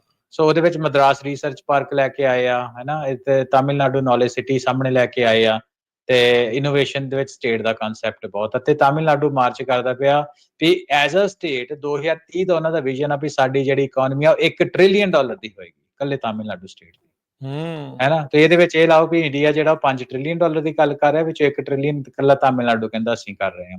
ਹੁਣ ਇਹਦੇ ਵਿੱਚ ਦੇਖੇ ਕਿ ਉੱਥੋਂ ਦਾ ਮਾਹੌਲ ਜਿਹੜਾ ਐਗਰੀਕਲਚਰ ਵੱਡੇ ਮਿੱਥੇ ਆ ਉਹਨਾਂ ਨੇ, ਹੈ ਨਾ। ਤੇ ਇਹ ਵੇਖੋ ਵੀ ਉਹਨੇ ਜੰਪ ਕਿੱਡੀ ਜ਼ੋਰ ਦੇ ਨਾਲ ਮਾਰਿਆ। ਉਸ ਤੋਂ ਬਾਅਦ ਤੇਲੰਗਾਨਾ ਦੀ ਆਪਾਂ ਗੱਲ ਕਰਦੇ ਹਾਂ, ਜਿੱਥੇ ਹੈਦਰਾਬਾਦ ਆ, ਤੇ ਉਹਦੇ ਵਿੱਚ ਤਕਰੀਬਨ ਆਪਾਂ ਜੇ ਉਹਨਾਂ ਦੀ ਗੱਲ ਕਰੀਏ ਤੇ ਉਹ ਉੱਥੇ ਤਕਰੀਬਨ 7,500 ਦੇ ਕਰੀਬ ਰਾਜਕਰਨ ਸਟਾਰਟਅਪ ਆ, ਹੈ ਨਾ। ਤੇ ਉਹ ਇਹ ਆ ਕਿ ਆਪਾਂ 2023 ਦੀ ਗੱਲ ਕਰਦੇ ਹਾਂ ਤਾਂ ਉੱਥੇ ਤਕਰੀਬਨ 2,000 ਦੇ ਕਰੀਬ ਸਟਾਰਟਅਪਸ ਆ, ਜਿਨ੍ਹਾਂ ਨੇ US ਡਾਲਰ ਦੇ ਹਿਸਾਬ ਨਾਲ 2 ਬਿਲੀਅਨ ਡਾਲਰ ਜਿਹੜਾ ਉਹ ਰੇਜ਼ ਕੀਤਾ ਆਪਣੇ ਕੰਮ ਦੇ ਉੱਤੇ। ਸੋ ਇਹਦੇ ਵਿੱਚ ਖਾਸ ਤੌਰ ਤੇ ਐਗ ਟੈਕ ਦੇ ਉੱਤੇ, agriculture technology, new food, life sciences, AI, big data analytics, ਤੇ ਇਹ ਸਾਰੀਆਂ ਜਿਹੜੇ ਪਾਲਿਸੀਜ਼ ਉਹ ਸਾਹਮਣੇ ਆ ਰਹੀਆਂ, ਗਵਰਨਮੈਂਟ ਜਿਹੜੀਆਂ ਸਾਹਮਣੇ ਲੈ ਕੇ ਆ ਰਹੀਆਂ, ਹੈ ਨਾ। ਸੋ ਉਹ ਇਨਪਾਵਰ ਇਹ ਸਾਰੇ ਇਨਫਰਾਸਟ੍ਰਕਚਰ ਨੂੰ ਕਰ ਰਹੀਆਂ। ਸੋ ਇਹ ਅਸੀਂ 4 ਜਿਹੜੇ ਇੰਡੀਆ ਦੇ ਸਟਾਰਟਅਪ ਹੱਬ ਆ ਉਹਨਾਂ ਦੀ ਆਪਾਂ ਗੱਲ ਕੀਤੀ। ਤੇ ਹੁਣ ਗੱਲ ਇਹ ਆ ਕਿ ਲੋਕਾਂ ਦੀ ਤੇ ਜਿਹੜੇ ਉੱਥੋਂ ਦੇ ਲੀਡਰਸ ਉਹਨਾਂ ਦੀ ਵਿਜ਼ਨ ਸਾਡੇ ਸਾਹਮਣੇ ਆ, ਤੇ ਅਸੀਂ ਇੱਥੇ ਪੰਜਾਬ ਦੇ ਲੋਕਾਂ ਦੀ ਤੇ ਪੰਜਾਬ ਦੇ ਲੀਡਰਸ ਦੀ ਵਿਜ਼ਨ ਦੀ ਆਪਾਂ ਗੱਲ ਕਰੀਏ, ਜਿਹੜੇ ਪਿਛਲੇ ਟੌਪ 5 ਸਮੱਸਿਆਵਾਂ, ਪੋਲੀਟੀਕਲ ਸਮੱਸਿਆਵਾਂ ਜਿਹੜੀਆਂ ਆਪਾਂ ਡਿਸਕਸ ਕਰ ਰਹੇ ਹਾਂ, ਅਸੀਂ ਉਹਦੇ ਤੇ ਝਾਤ ਮਾਰ ਕੇ ਦੇਖ ਲਈਏ, ਉਹਨਾਂ ਦੇ ਵਿੱਚ growth, innovation, new tech, AI ਕਿਤੇ ਐਗਜ਼ਿਸਟ ਕਰਦੀ ਹੋਏ, ਤੇ ਮੈਨੂੰ ਤੁਸੀਂ ਦੱਸ ਦਿਓ, ਹਨਾ ਜੀ। ਅੱਛਾ, ਇਹਦੇ ਵਿੱਚ ਕਾਰਨ ਇਹ ਵੀ ਹੈ ਨਾ ਵੀ ਬਹੁਤ ਸਾਰੇ ਲੋਕ ਰਿਸਕ ਨਹੀਂ ਲੈਣਾ ਚਾਹੁੰਦੇ, ਸੇਫ ਜੌਬ, ਜਿਹੜੀ ਇਹ ਚੀਜ਼ ਹੁਣ ਆਪਾਂ ਮਿਲੀਅਨੇਅਰ ਬਿਲੀਅਨੇਅਰ ਦੀ ਗੱਲ ਕਰਦੇ, ਓਨਾ ਹੀ ਵੱਡਾ ਨਾਲ ਰਿਸਕ ਵੀ ਜੁੜਿਆ ਹੁੰਦਾ ਨਾ। ਸੋ ਓਨਰਸ਼ਿਪ ਜਿਹੜੀ ਇਹ ਚੀਜ਼ ਆ, ਹੁਣ ਦੇਖੋ ਆਪਾਂ ਇੱਥੇ ਜਦੋਂ ਬਾਹਰਲੇ ਮੁਲਕਾਂ 'ਚ ਆਉਂਦੇ ਆ, ਉਦੋਂ ਜਿਹੜੇ ਪੰਜਾਬੀ ਨੇ ਉਹ ਪੂਰਾ ਰਿਸਕ ਲੈਂਦੇ ਨੇ ਵੀ ਕੰਮ ਕਿੱਦਾਂ ਜਿਹੜਾ ਉਹ ਖਿੱਚ ਕੇ ਰੱਖੀਏ, ਕਿੱਦਾਂ ਆਪਣੇ ਕੰਮ ਦੇ ਮਾਲਕ ਆਪ ਬਣੀਏ। ਉਹ ਉੱਥੇ ਖੇਤੀਬਾੜੀ ਨੂੰ ਲੈ ਕੇ ਆਪਾਂ ਉਦਾਂ ਦੇ ਰਿਸਕ ਲੈਣ ਨੂੰ ਜਿਹੜਾ ਉਹ ਤਿਆਰ ਰਹਿੰਦੇ ਆ, ਪਰ ਇਸ ਕੰਮ ਦੇ ਵਿੱਚ ਅਜੇ ਆਪਾਂ ਪਿੱਛੇ ਆ। ਰਿਸਕ ਟੇਕਿੰਗ ਕੈਪੇਬਿਲਿਟੀ ਦੇ ਵਿੱਚ ਆਪਾਂ ਮਗਰ ਕਿਉਂ ਰਹਿ ਰਹੇ ਆ? ਰਾਜਕਰਨ, ਇੱਥੇ ਵੀ ਅਸੀਂ ਦੇਖਿਆ ਜਾਏ ਨਾ ਤੇ ਸਟਾਰਟਅਪ ਦੇ ਫੀਲਡ ਦੇ ਵਿੱਚ ਸਾਡੇ ਬਹੁਤ ਬੰਦੇ ਨਹੀਂ ਹੈਗੇ। ਸੋ ਆਪਾਂ ਸਟਾਰਟਅਪ ਦੇ ਫੀਲਡ 'ਚ ਨਹੀਂ, ਸਟੋਰਾਂ ਵਾਲੇ ਮਾਮਲੇ, ਟਰੱਕਿੰਗ ਵਾਲੇ ਮਾਮਲੇ 'ਚ ਉਹਦੇ ਵਿੱਚ ਜ਼ਰੂਰ ਜੰਪ ਮਾਰਿਆ, ਉਹਦੇ 'ਚ ਕੋਈ ਦੋ ਰਾਵਾਂ ਨਹੀਂ। ਪਰ ਫਿਰ ਵੀ ਆਪਾਂ ਵੱਡੇ ਆਪਣੇ ਲੋਕਾਂ ਨੇ, ਖੈਰ ਮੇਰੇ ਕੋਲ ਕੋਈ ਏਦਾਂ ਦਾ ਸਰਵੇ ਤਾਂ ਨਹੀਂ ਹੈਗਾ, ਪਰ ਜਿੰਨਾ ਕੁ ਮੇਰਾ ਲਿਮਿਟਡ ਡੇਟਾ ਸੈੱਟ ਆ ਉਹਦੇ ਅਕੋਰਡਿੰਗਲੀ ਓਨਰਸ਼ਿਪ ਵੱਲ ਵੱਧਦੇ ਤਾਂ ਜ਼ਰੂਰ ਆਪਾਂ, ਪਰ ਥੋੜਾ ਸੇਫ ਜਿਹਾ ਰਹਿ ਕੇ। ਤੇ ਸਾਡੇ ਜਿਹੜੇ ਵੱਡੇ ਵਡੇਰੇ ਸੀ, ਜਿੱਦਾਂ ਪਹਿਲਾਂ ਗੱਲ ਕੀਤੀ ਕਿ ਉਹ ਰਿਸਕੀਅਰ ਬੈਟਸ ਲੈਣ ਦੇ ਵਿੱਚ ਮਾਹਰ ਸੀ, ਤੇ ਜਦੋਂ ਰਿਸਕ ਵੱਡਾ ਉਦੋਂ ਰਿਵਾਰਡ ਵੀ ਵੱਡਾ। ਤੇ ਸਟਾਰਟਅਪ ਜਿਹੜੀ ਆ, ਇਹ ਇਨਫਰਾਸਟ੍ਰਕਚਰ ਜਾਂ ਨਵੇਂ ਟੈਕਨੋਲੋਜੀ ਦੇ ਵਿੱਚ ਜੰਪ ਇਨ ਕਰ ਜਾਣਾ ਸਾਰੀ ਚੀਜ਼ਾਂ ਨੂੰ ਲੈ ਕੇ। ਰਾਜਗਨ, ਆਪਾਂ ਜਿਹੜੇ ਵੀ ਵੱਡੇ ਸਟਾਰਟਅਪ ਦੇ ਜਿਹੜੇ ਲੋਕ ਹੈਗੇ ਆ, ਆਪਾਂ ਈਲਨ ਮਸਕ ਅੱਜ ਕੱਲ ਕਾਫੀ ਪਪੂਲਰ ਨਾ, ਉਹਨੇ ਵੀ ਆਪਣੇ ਇੱਕ ਮੈਮੋਇਰ ਦੇ ਵਿੱਚ ਇਹ ਲਿਖਿਆ ਕਿ ਉਹ ਸਿਰਫ ਸਾਲ ਦਾ ਜਾਂ ਕੁਝ ਮਹੀਨਿਆਂ ਦਾ ਹੀ ਖਰਚਾ ਰਹਿ ਗਿਆ ਸੀ ਬੈਂਕਰਪਟ ਹੋਣ ਤੋਂ ਪਹਿਲੇ, ਹੈਨਾ। ਸੋ ਰਿਸਕ ਤਾਂ ਹੈਗੀ ਹੈ ਤੇ ਰਿਵਾਰਡ ਅੱਜ $2.5 ਬਿਲੀਅਨ ਦੀ ਉਹਦੀ ਓਨਰਸ਼ਿਪ ਹੈਗੀ ਆ। ਜਿੰਨਾ ਰਿਸਕ ਵੱਡਾ ਉਹਨਾਂ ਰਿਵਾਰਡ ਵੱਡਾ। ਪਰ ਮੈਨੂੰ ਇਹ ਲੱਗਦਾ ਕਿ ਦੇਖੋ, ਆਪਣੇ DNA ਦੇ ਵਿੱਚ ਹੀ ਹੈਗਾ ਵੀ ਆਪਾਂ ਜੋਬਾਂ ਨਹੀਂ ਕਰਨ ਵਾਲੇ ਲੋਕ ਆ। ਸਾਡੇ ਨਾ ਇੱਕ ਕਹਾਵਤ ਆ, ਉਹ ਕਹਿੰਦੇ ਆ ਕਿ ਉੱਤਮ ਖੇਤੀ, ਮੱਧ ਵਪਾਰ, ਨਿਖਿੱਧ ਚਾਕਰੀ, ਹੈਨਾ। ਤੇ ਅਸੀਂ ਜੇ ਆਪਣੇ ਜ਼ਿਆਦਾ ਜਿਹੜੇ ਲੋਕ ਆ, ਆਪਾਂ ਇਨਕਲੂਡਿੰਗ ਮਾਈ ਸੈਲਫ, ਆਪਾਂ ਵੀ ਏਦਾਂ ਹੀ ਆ। ਪਰ ਮੈਨੂੰ ਵੀ ਲੱਗਦਾ ਕਿ ਆਪਾਂ ਨੂੰ ਹੁਣ ਸਾਰਿਆਂ ਨੂੰ ਰਲ ਮਿਲ ਕੇ ਟਰਾਂਸਫਰਮੇਸ਼ਨ ਦੇ ਵੱਲ ਵਧਣ ਦੀ ਲੋੜ ਆ। ਤੇ ਆਪਾਂ ਇੱਕ ਵਧੀਆ ਟਾਈਮ ਦੇ ਉੱਤੇ ਬੈਠੇ ਆ। It's never better time to be alive. ਤੇ ਮੈਨੂੰ ਤੇ ਇਹ ਲੱਗਦਾ ਸਾਡੇ ਕੋਲ ਵਧੀਆ ਓਪਰਚੁਨਿਟੀਜ਼ ਆ ਸਾਡੇ ਸਾਹਮਣੇ, ਤੇ ਆਪਾਂ ਨੂੰ ਕੈਲਕੂਲੇਟਡ, ਆਫ ਕੋਰਸ ਕੈਲਕੂਲੇਟਡ ਹੁੰਦਾ, ਰਿਸਕ ਜ਼ਰੂਰ ਲੈਣਾ ਚਾਹੀਦਾ। ਵੇਖੋ, ਕਹਿੰਦੇ ਕੱਲ ਹੀ ਗੱਲਬਾਤ ਦੇ ਵਿੱਚ, ਪਰਸੋਂ ਦੀ ਗੱਲਬਾਤ ਦੇ ਵਿੱਚ ਇਹ ਗੱਲ ਕਰਦੇ ਸੀ ਕਿ ਜਿਹੜੀਆਂ ਸ਼ਾਰਟਸ ਤੁਸੀਂ ਨਹੀਂ ਲਾਈ, 100% ਆਫ ਦੈਟ ਆਰ ਮਿਸਡ, ਠੀਕ ਹੈ, ਜਿਹੜੇ ਸ਼ਾਰਟਸ ਤੁਸੀਂ ਨਹੀਂ ਲਈਆਂ। ਤੇ ਇਹ ਚੀਜ਼ ਆਪਾਂ ਨੂੰ ਸਮਝਣ ਦੀ ਲੋੜ ਆ, ਤੇ ਆਪਾਂ ਨੂੰ ਜਿਹੜਾ ਓਨਰਸ਼ਿਪ ਦੇ ਪਾਸੇ ਨੂੰ ਤੁਰਨਾ ਚਾਹੀਦਾ, ਤਾਂ ਹੀ ਸਾਡੇ ਪੈਰ ਲੱਗਣਗੇ। ਕਿਉਂਕਿ ਜਿਹੜੇ ਜੌਬਾਂ ਅਸੀਂ ਦੇਖ ਹੀ ਰਹੇ ਹਾਂ, 2 ਸਾਲ ਪਹਿਲੇ ਅਸੀਂ, ਹਨਾ, 2023 ਦੇ ਵਿੱਚ ਜਦੋਂ ਆਪਾਂ ਟਾਕ ਸ਼ੋ ਕੀਤਾ ਸੀ, ਥੋੜੇ ਦਿਨ ਮਹੀਨਿਆਂ ਬਾਅਦ ਹੀ ਆਪਾਂ world economic form the future of jobs the report ਕੀਤੀ ਸੀ। ਤੇ ਉਹਦੇ ਵਿੱਚ ਇਹ ਆ ਵੀ ਜਿੰਨੇ ਵੀ ਆਪਾਂ ਜੌਬਾਂ ਕਰ ਰਹੇ ਹਾਂ, ਭਾਵੇਂ ਟਰੱਕਿੰਗ ਦੀ ਜੌਬ ਆ, ਭਾਵੇਂ ਅਸੀਂ ਕਿਤੇ ਕੰਪਨੀ ਦੇ ਵਿੱਚ ਜੌਬ ਕਰ ਰਹੇ, ਈਵਨ ਸਾਫਟਵੇਅਰ ਇੰਜੀਨੀਅਰ ਵੀ ਆ, ਤੇ ਜੌਬਾਂ ਜਿਹੜੀਆਂ ਉਹ ਇੰਪੈਕਟ ਹੋਣਗੀਆਂ ਆਉਣ ਵਾਲੇ ਟਾਈਮ ਦੇ ਵਿੱਚ। ਤੇ ਉਹਦੇ ਨਾਲ ਸਾਡੀ ਜਿਹੜੀ ਫਿਊਚਰ ਤੇ ਅਨਸਰਟਨਟੀ ਬਣੇਗੀ, ਤੇ ਉਹਦੇ ਨਾਲ ਆਪਾਂ ਨੂੰ ਆਪਣੇ ਆਪ ਨੂੰ ਡਿਵਰਸੀਫਾਈ ਕਰਨਾ ਚਾਹੀਦਾ। ਤੇ ਇੱਕ AI ਇੱਕ ਵਧੀਆ ਮਾਧਿਅਮ ਤੇ ਤਰੀਕਾ ਹੈਗਾ। ਅੱਛਾ, ਹੁਣ ਇਹਦੇ ਵਿੱਚ ਕਰਨਾ ਕੀ ਹੈ ਫਿਰ? AI ਦੀ ਜੋ ਤੁਸੀਂ ਗੱਲ ਕੀਤੀ ਆ, ਵਟ ਨੀਡਸ ਟੂ ਬੀ ਡਨ, ਕੀ ਕਰਨ ਦੀ ਜਿਹੜੀ ਇਹਦੇ ਵਿੱਚ ਹੁਣ ਲੋੜ ਹੈਗੀ ਆ? ਹਾਂਜੀ, ਸੋ ਵੇਖੋ, ਸਭ ਤੋਂ ਪਹਿਲੀ ਗੱਲ ਤੇ ਇਹ ਆ ਵੀ ਇਹਦੀ ਕਨਵਰਸੇਸ਼ਨ ਆਪਾਂ ਕਰੀਏ। ਬਾਰ-ਬਾਰ ਗੱਲ ਕਰਦੇ ਆ ਵੀ ਉਹੀ ਇੱਕ ਵੱਡੀ ਜਿੱਤ ਹੋਏਗੀ ਇਸ ਟਾਕ ਸ਼ੋ ਨੂੰ ਕਰਨ ਦੀ। ਸਾਨੂੰ ਆਪਣਾ, ਹਨਾ, ਰਿਸਰਚ ਕਰਕੇ ਟਾਕ ਸ਼ੋ ਕਰਨ ਦੀ ਸਭ ਤੋਂ ਵੱਡਾ ਬੈਨੀਫਿਟ ਇਹ ਆ ਵੀ ਘਰਾਂ ਬਾਰਾਂ ਵਿੱਚ ਜਿੱਥੇ ਤੁਸੀਂ ਹੈਗੇ ਹੋ, ਗੱਲਬਾਤ ਕਰਦੇ ਹੋ, ਉੱਥੇ ਦੀ ਡਿਸਕਸ਼ਨ ਸ਼ੁਰੂ ਕਰੋ, ਗੱਲਬਾਤ ਕਰੋ। ਉਹਦੇ ਵਿੱਚ ਉਹ ਰਾਹ ਜਿਹੜੇ ਉਹ ਤੁਹਾਨੂੰ ਨਿਕਲ ਆਉਣੇ। ਨੰਬਰ 1। ਨੰਬਰ 2 ਦੇ ਉੱਤੇ ਇਹ ਆ ਕਿ ਜੇ ਤੁਸੀਂ ਸਟੂਡੈਂਟ ਹੋ ਤੇ ਇਸ ਫੀਲਡ ਦੇ ਵਿੱਚ ਆਓ, ਜੇ ਤੁਸੀਂ ਬਿਜ਼ਨਸ ਓਨਰ ਹੋ ਤਾਂ ਦੇਖੋ ਇਹ ਤੁਹਾਨੂੰ ਕਿੱਦਾਂ ਇੰਪੈਕਟ ਕਰ ਰਹੀ ਹੈ, ਉਹਨੂੰ ਆਪਾਂ ਕਿੱਦਾਂ ਇੰਪਲੀਮੈਂਟ ਕਰੀਏ। ਤੇ ਆਪਾਂ ਰਿਸਕ ਟੇਕਿੰਗ ਕੈਪੇਬਿਲਿਟੀਜ਼ ਦੀ ਵੀ ਗੱਲ ਕੀਤੀ ਹੈ ਕਿ ਜਿਹੜੇ ਲੋਕ ਸਮਰੱਥ ਆ, ਸਮਝਦੇ ਆ ਇਸ ਇਨਫਰਾਸਟ੍ਰਕਚਰ ਨੂੰ, ਤੇ ਆਪਾਂ ਇਸ ਫੀਲਡ ਦੇ ਵਿੱਚ ਜਾਣਾ ਚਾਹੁੰਦੇ ਆ, ਕੋਈ ਕਿਸੇ ਤਰ੍ਹਾਂ ਦੀ ਵੀ। ਵੇਖੋ, AI ਨੇ ਅਜੇ ਟੈਕ ਦੇ ਵਿੱਚ ਹੀ ਆਪਣੀ ਦਸਤਕ ਦਿੱਤੀ ਆ, ਹਨਾ, ਬਹੁਤ ਜ਼ਿਆਦਾ ਵੱਡੇ ਹਿੱਸੇ 'ਚ। ਬਹੁਤ ਜਿਹੜੇ ਟ੍ਰੈਡੀਸ਼ਨਲ ਟਾਈਪ ਆਫ ਵਰਕ ਹੈਗੇ ਆ ਨਾ, ਉਹਨਾਂ ਦੇ ਵਿੱਚ ਅਜੇ ਵੀ AI ਦੀ ਪੈਨੀਟ੍ਰੇਸ਼ਨ ਉਨੀ ਨਹੀਂ ਹੈਗੀ। ਜੇ ਤੁਸੀਂ ਸਬਜੈਕਟ ਮੈਟਰ ਐਕਸਪਰਟ ਹੈਗੇ ਹੋ ਤੇ AI ਨੂੰ ਸਮਝਦੇ ਹੋ, ਤੁਸੀਂ ਇਨੋਵੇਟ ਕਰ ਸਕਦੇ ਹੋ ਵੀ ਮੇਰੇ ਫੀਲਡ ਦੇ ਵਿੱਚ AI ਕਿੱਦਾਂ ਹੈਲਪ ਕਰੂਗੀ, ਹੈਨਾ। ਉਹਦੇ ਬੇਸ ਤੇ ਤੁਸੀਂ ਇੱਕ ਪ੍ਰੋਪਰ ਕੰਪਨੀ ਵੀ ਬਣਾ ਸਕਦੇ ਹੋ ਜਿਹੜੀ ਕਿ ਬੜੀ ਛੇਤੀ ਗਰੋ ਕਰੇਗੀ, ਹਨਾ, ਇਹ ਗਰੰਟੀ ਆ। ਤੇ ਉਸ ਤਰੀਕੇ ਨੂੰ ਵੀ ਤੁਸੀਂ ਜਾ ਸਕਦੇ ਹੋ। ਜੇ ਤੁਸੀਂ ਗ੍ਰੈਜੂਏਟ ਹੋ ਗਏ ਹੋ, ਤੁਸੀਂ ਜੌਬ ਕਰਦੇ ਹੋ, ਉਹਦੇ ਵਿੱਚ ਵੇਖੋ ਤੁਸੀਂ AI ਨੂੰ ਆਪਣੇ ਕੰਮ ਵਿੱਚ ਕਿੱਦਾਂ ਇੰਪਲੀਮੈਂਟ ਕਰਕੇ ਤੁਸੀਂ ਆਪਣੀ ਟੀਮ ਨੂੰ ਦਾ ਫਾਇਦਾ ਕਰ ਸਕਦੇ ਹੋ, ਆਪਣੀ ਆਰਗੇਨਾਈਜੇਸ਼ਨ ਦਾ ਫਾਇਦਾ ਕਰ ਅੱਗੇ ਜਾ ਕੇ ਐਕਸਲਰੇਟ ਹੋਵੋਗੇ, ਹਨਾ, ਐਕਸਲਰੇਟ ਕਰ ਸਕਦੇ ਹੋ। ਸੋ ਕਹਿਣ ਦਾ ਮਤਲਬ ਹੈ ਵੀ AI ਨੂੰ ਅੱਖਾਂ ਦੇ ਸਾਹਮਣੇ ਰੱਖੋ ਤੇ ਸ਼ਾਰਪ ਫੋਕਸ ਰੱਖੋ। ਜੋ ਵੀ ਤੁਸੀਂ ਕਰ ਰਹੇ ਹੋ, ਤੁਸੀਂ ਸਬਜੈਕਟ ਮੈਟਰ ਐਕਸਪਰਟ ਹੋ, ਤੇ ਉਹਦੇ ਵਿੱਚ AI ਨੂੰ ਅਸੀਂ ਕਿੱਦਾਂ ਵਰਤਣਾ, ਕਿੱਦਾਂ ਅਸੀਂ ਇਹਦੇ ਵਿੱਚ ਲੀਡਰ ਬਣਨਾ ਐਜ਼ ਅ ਕਮਿਊਨਿਟੀ, ਉਹ ਤੁਸੀਂ, ਹਨਾ, ਸਾਰੇ ਜਾਣੇ ਸੋਚੋ, ਤੇ ਉਸ ਪਾਸੇ ਨੂੰ ਆਪਣੇ ਕਦਮ ਵਧਾਓ। ਸੋ ਜੇ ਕੋਈ ਸਪੈਸੀਫਿਕ ਟਾਸਕ ਹੈਗਾ ਇਹਦੇ ਬਾਰੇ, ਤੇ ਉਹਦੇ ਬਾਰੇ, ਹਨਾ, ਤੁਸੀਂ ਸਾਨੂੰ ਰੀਚ ਆਊਟ ਕਰ ਸਕਦੇ ਹੋ info@punjabi radio usa.com 408 272 5200 ਦੇ ਉੱਤੇ ਤੁਸੀਂ ਸਾਨੂੰ ਜੀ। ਕਾਲ ਕਰ ਸਕਦੇ ਹੋ ਤੇ ਕਈ ਵਾਰ ਆਈਡੀਆਜ਼ ਹੁੰਦੇ ਆ ਜਾਂ ਕਈ ਵਾਰ ਬੰਦੇ ਨੇ ਆਪ ਕੋਈ ਗੱਲਬਾਤ ਕਰਨੀ ਹੁੰਦੀ ਆ ਸੋ ਟਾਕ ਸ਼ੋ ਦੇ ਵਿੱਚ ਹੈ ਨਾ ਆਪਾਂ ਕਿਉਂਕਿ ਜੈਨੇਰਿਕ ਗੱਲ ਹੀ ਕਰ ਸਕਦੇ ਆ ਹਰ ਇੱਕ ਦਾ ਫੀਲਡ ਵੱਖਰਾ ਐਕਸਪਰਟੀਜ਼ ਵੱਖਰਾ ਤੇ ਬੈਸਟ ਚੀਜ਼ ਹੈ ਤੁਸੀਂ ਈਮੇਲ ਸਾਨੂੰ ਕਰ ਦਿਓ ਤੇ ਆਪਾਂ ਉਹਦੇ ਬਾਰੇ ਡਿਸਕਸ਼ਨ ਕਰ ਸਕਦੇ ਬਿਲਕੁਲ ਇੱਥੇ ਹਰਵਿੰਦਰ ਜਾਂਦੇ ਜਾਂਦੇ ਆਪਾਂ ਇਹ ਵੀ ਕਹੀਏ ਵੀ ਜਿਹੜੇ ਗੁਰੂ ਘਰਾਂ 'ਚ ਟੈਕ ਦੇ ਨਾਲ ਸੰਬੰਧਿਤ ਸੰਗਤ ਆ ਜਾਂ ਕਮੇਟੀਆਂ ਦੇ ਵਿੱਚ ਜੁੜੇ ਨੇ ਜਿੱਦਾਂ ਇੱਕ ਟਾਈਮ ਦੇ ਉੱਤੇ ਸੈਟ ਤੇ ਪ੍ਰੋਗਰਾਮ ਤੁਸੀਂ ਖਾਲਸਾ ਸਕੂਲਾਂ ਦੀ ਜਿਹੜੀ ਉਹ ਗੱਲ ਕੀਤੀ ਆਪਾਂ ਜਿੱਥੇ ਉਸ ਪਾਸੇ ਵੱਲ ਨੂੰ ਤਰਜੀਹ ਦੇਣੀ ਆ ਨਾਲ ਇਸ ਪਾਸੇ ਵੱਲ ਨੂੰ ਵੀ ਆਪਾਂ ਇਕੋਸਿਸਟਮ ਆਪਾਂ ਖੁਦ ਕਿੱਦਾਂ ਕ੍ਰੀਏਟ ਕਰ ਸਕਦੇ ਆਪਣੀ ਕਮਿਊਨਿਟੀ ਦੇ ਲਈ ਉਹ ਵੀ ਜਿਹੜਾ ਉਹ ਨਾਲ ਦੇ ਨਾਲ ਜਿਹੜਾ ਉਹ ਦੇਖੀਏ ਨਾਲ ਦੇ ਨਾਲ ਉਹ ਕਰੀਏ ਤਾਂ ਜੋ ਆਪਾਂ ਨੂੰ ਸੌਖਾ ਹੋਵੇ ਰਾਹ ਦਸੇਰੇ ਜਿਹੜੇ ਉਹ ਆਪਣੇ ਕੋਲ ਉੱਥੇ ਹੋਣ ਉੱਥੇ ਲੋਕਾਂ ਦੇ ਸਵਾਲਾਂ ਦੇ ਜਵਾਬ ਜਿਹੜੇ ਉਹ ਮਿਲ ਸਕਣ ਸੋ ਕਈ ਥਾਵਾਂ ਦੇ ਉੱਤੇ ਤੁਹਾਨੂੰ ਸਵਾਲ ਕਰਕੇ ਫਿਰ ਤੁਹਾਨੂੰ ਪਤਾ ਲੱਗਣਾ ਵੀ ਹਾਂ ਤੁਸੀਂ ਕਰਨਾ ਕੀ ਆ ਕਿਵੇਂ ਕਰਨਾ ਆ ਕਿੱਥੇ ਜਾਣਾ ਆ ਸੋ ਆਪਾਂ ਇੱਦਾਂ ਦੇ ਜਿਹੜੇ ਕੁਛ ਪ੍ਰੋਗਰਾਮਸ ਇੱਦਾਂ ਦੇ ਜਿਹੜੀਆਂ ਅਪਰਚੁਨਿਟੀਜ਼ ਆ ਉਹ ਆਪਾਂ ਲੈ ਕੇ ਆਈਏ ਤੇ ਪਰ ਇਹ ਆ ਵੀ ਨਾਲ ਸੰਗਤ ਵੀ ਸਾਥ ਦੇਵੇ ਵੱਧ ਤੋਂ ਵੱਧ ਕਿਉਂਕਿ ਬਾਅਦ ਦੇ ਵਿੱਚ ਇਹ ਕਹੀ ਜਾਣਾ ਯਾਰ ਸਾਨੂੰ ਪਤਾ ਨਹੀਂ ਲੱਗਾ ਇੱਦਾਂ ਨਹੀਂ ਆ ਉੱਦਾਂ ਨਹੀਂ ਆ ਹੁਣ ਜੇ ਉਹ ਹੋ ਰਹੀਆਂ ਉਹ ਚੀਜ਼ਾਂ ਤਾਂ ਉਹਦੇ ਵਿੱਚ ਵੱਧ ਚੜ ਕੇ ਜਿਹੜਾ ਉਹ ਹਿੱਸਾ ਵੀ ਆਪਾਂ ਲਈਏ ਪ੍ਰਮੁੱਖਤਾ ਦੇ ਨਾਲ ਜਿਹੜਾ ਹਿੱਸਾ ਲਈਏ ਤੇ ਹਰਵਿੰਦਰ ਸਮਾਂ ਸਮਾਪਤ ਹੋ ਗਿਆ ਅੱਜ ਦੇ ਪ੍ਰੋਗਰਾਮ ਦਾ ਇੱਥੇ ਲੈਣੇ ਇਜਾਜ਼ਤ ਮਿਲਾਂਗੇ ਅਗਲੀ ਵਾਰ ਪਿਆਰ ਭਰੀ ਸਤਿ ਸ਼੍ਰੀ ਅਕਾਲ ਜੀ ਸਤਿ ਸ਼੍ਰੀ ਅਕਾਲ